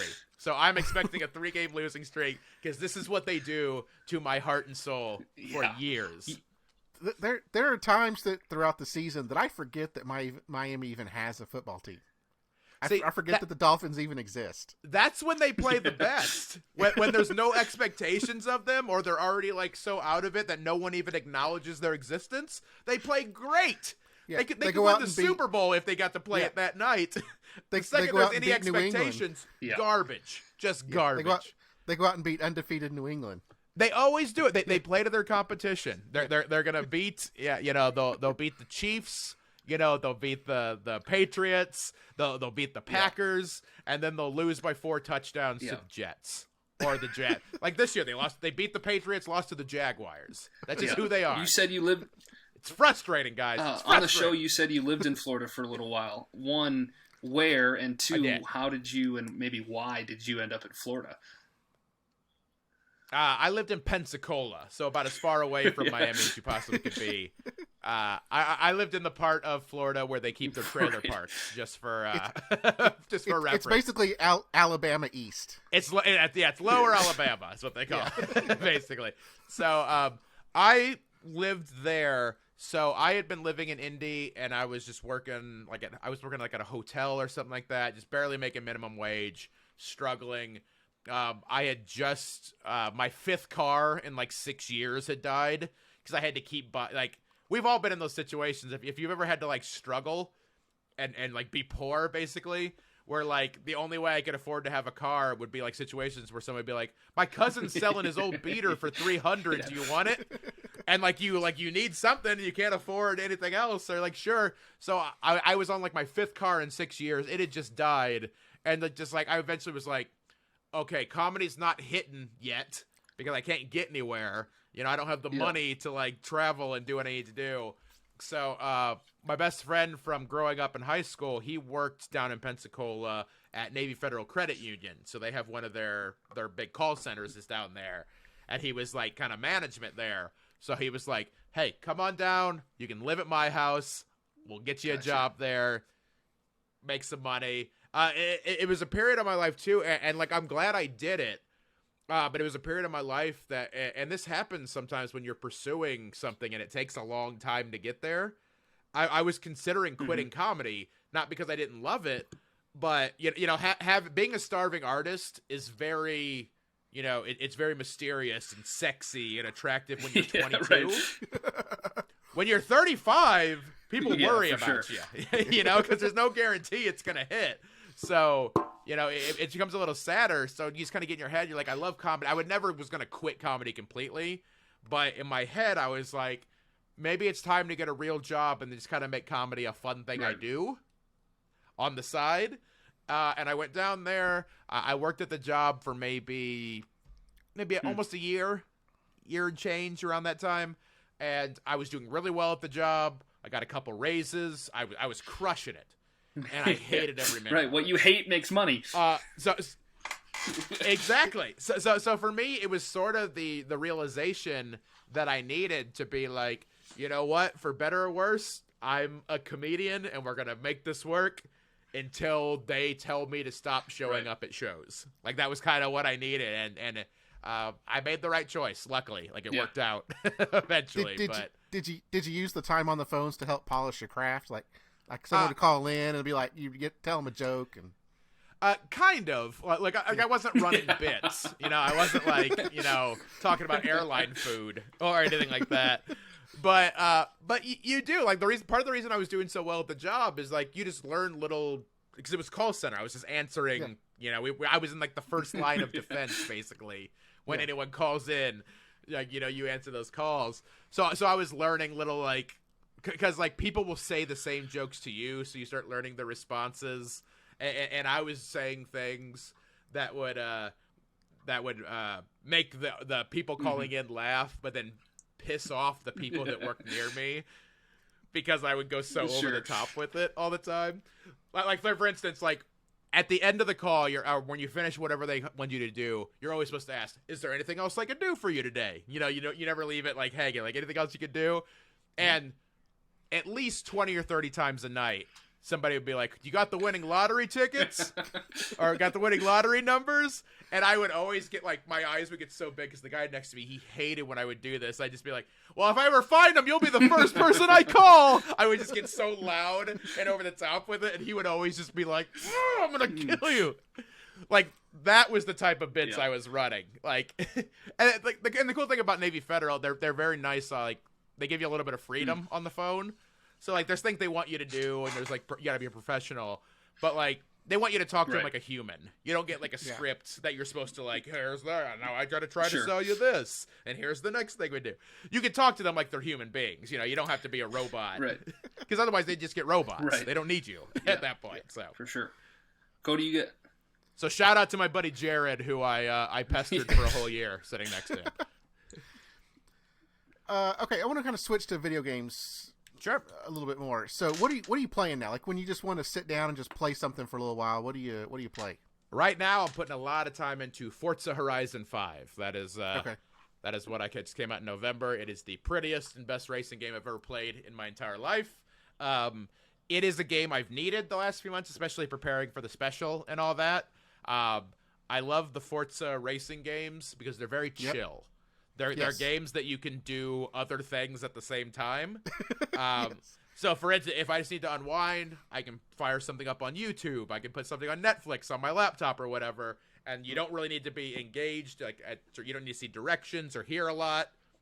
I can just veg out, just a chill experience. you're competing against, you're not competing against real people if you don't want to. You can just drive around. It's for me, it's very cathartic and very relaxing. So that's what I've been putting a lot of time into recently. Yeah, I kind of hear you on that because I'm a Gran Turismo player. Yeah, yep. It's Very kind similar. of the same thing. Just like you just want something on. You can do other things. And you're just driving in circles or driving a street map, whatever it may be.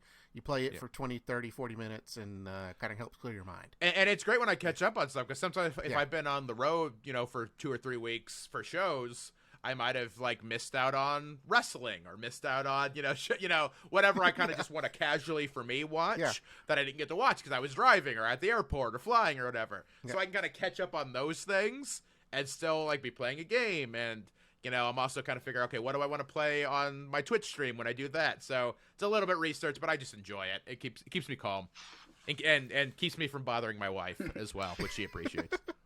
What about when you want to go old school?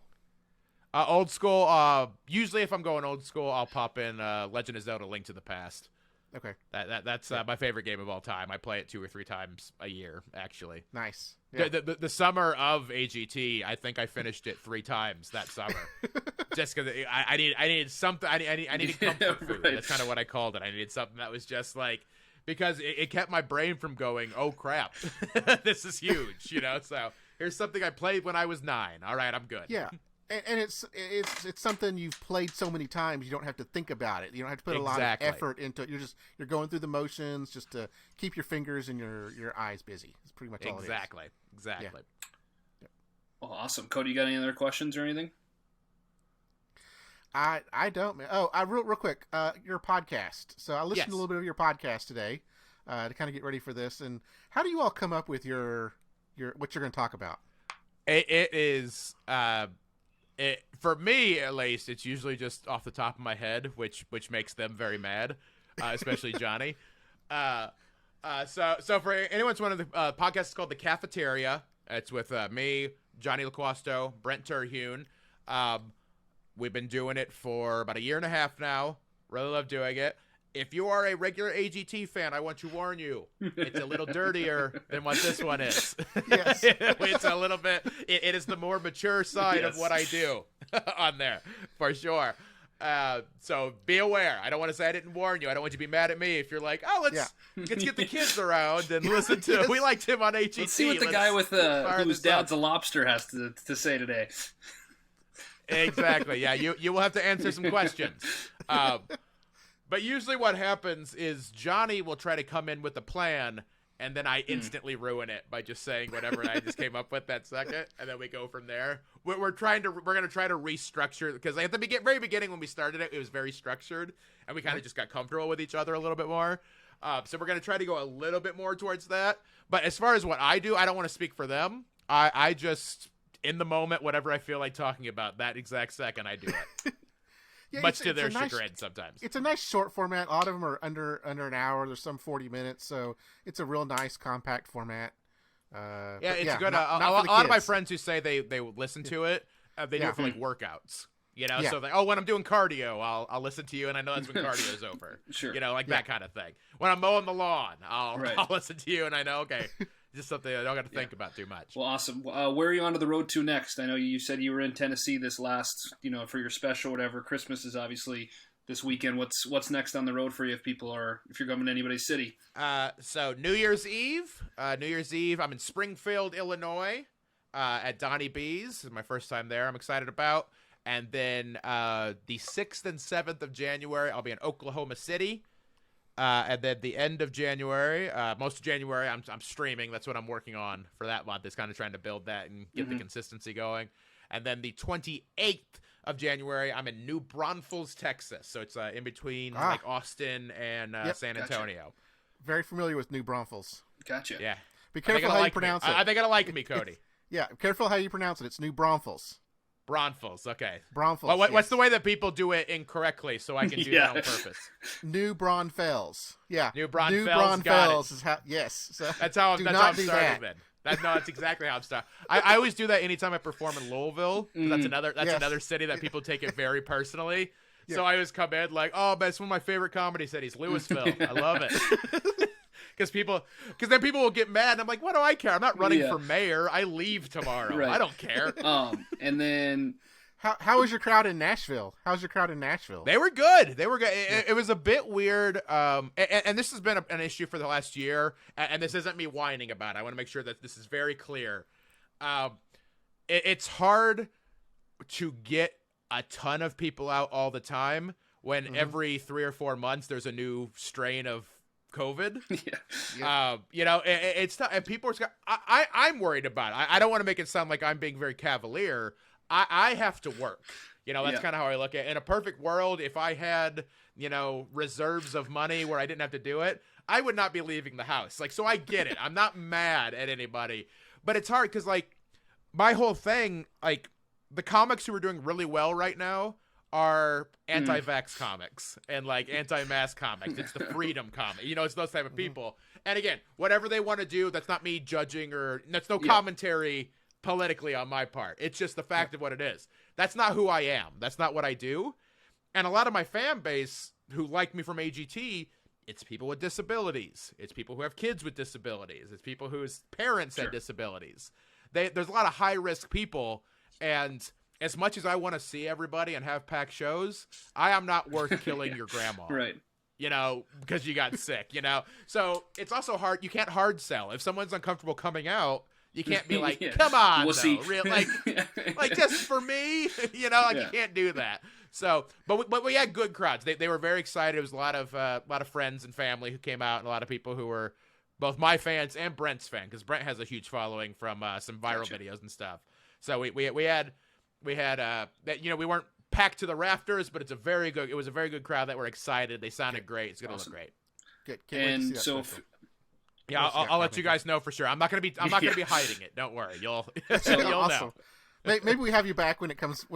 That'd be great. I'd love to have you back. So for anybody that wants to keep up with where your dates are, where can they see where you're going to be over the next year or whatever? Website, Twitter, Instagram, all that stuff.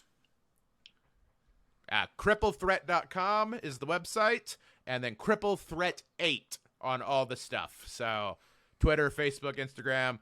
I dabble in TikTok a little bit. I don't do great on TikTok because I haven't picked out what childhood trauma I want to lip sync over yet. But once I figure that out, I'm really gonna crush it. On there, Xbox Live, same thing. Steam, PlayStation. It's all Cripple Threat 8. So I'm pretty easy to find it. At least no one is taking your name. That's a positive. I've been pleasantly surprised. So. I can't remember if I told this story last time, but when my audition first aired, the guy on Instagram who is just Cripple Threat with no number, he was getting a ton of messages from people who didn't pay close enough attention to realize there was an 8 at the end, and he sent me a DM, and we've become buddies since. He's a good dude. That's awesome. But he sent me a message. He's like, "Hey, listen, I don't care about AGT at all. I will never watch it. I guess it sounds like you did pretty well, so congratulations. I've been sending people your way." And I was like, cool, man. I appreciate you doing that. We kind of became buddies after that. So shout out to the original Cripple Threat, apparently. There you go. Hey, well, thanks for coming on, Ryan. We really appreciate it. 100%. Thanks for having me, and let's make this a bi-yearly thing. I'll see you guys in June. There you go. That'll be perfect. So just to remind everyone, you can find us on all the social medias as well. AGT Time Pod on Twitter and Instagram and Facebook. agttime@gmail.com and also agttime.com. So once again, Ryan, thank you very much. It was great talking to you. This is going to be an extra long podcast. Hopefully someone listened to all 3 hours of this podcast. It's going to have it's going to have our comments of your performances plus this interview. So we hope someone at least listened to that whole thing. So thank you, everyone. Stay safe. Jay's not here, but stay safe and have a good night.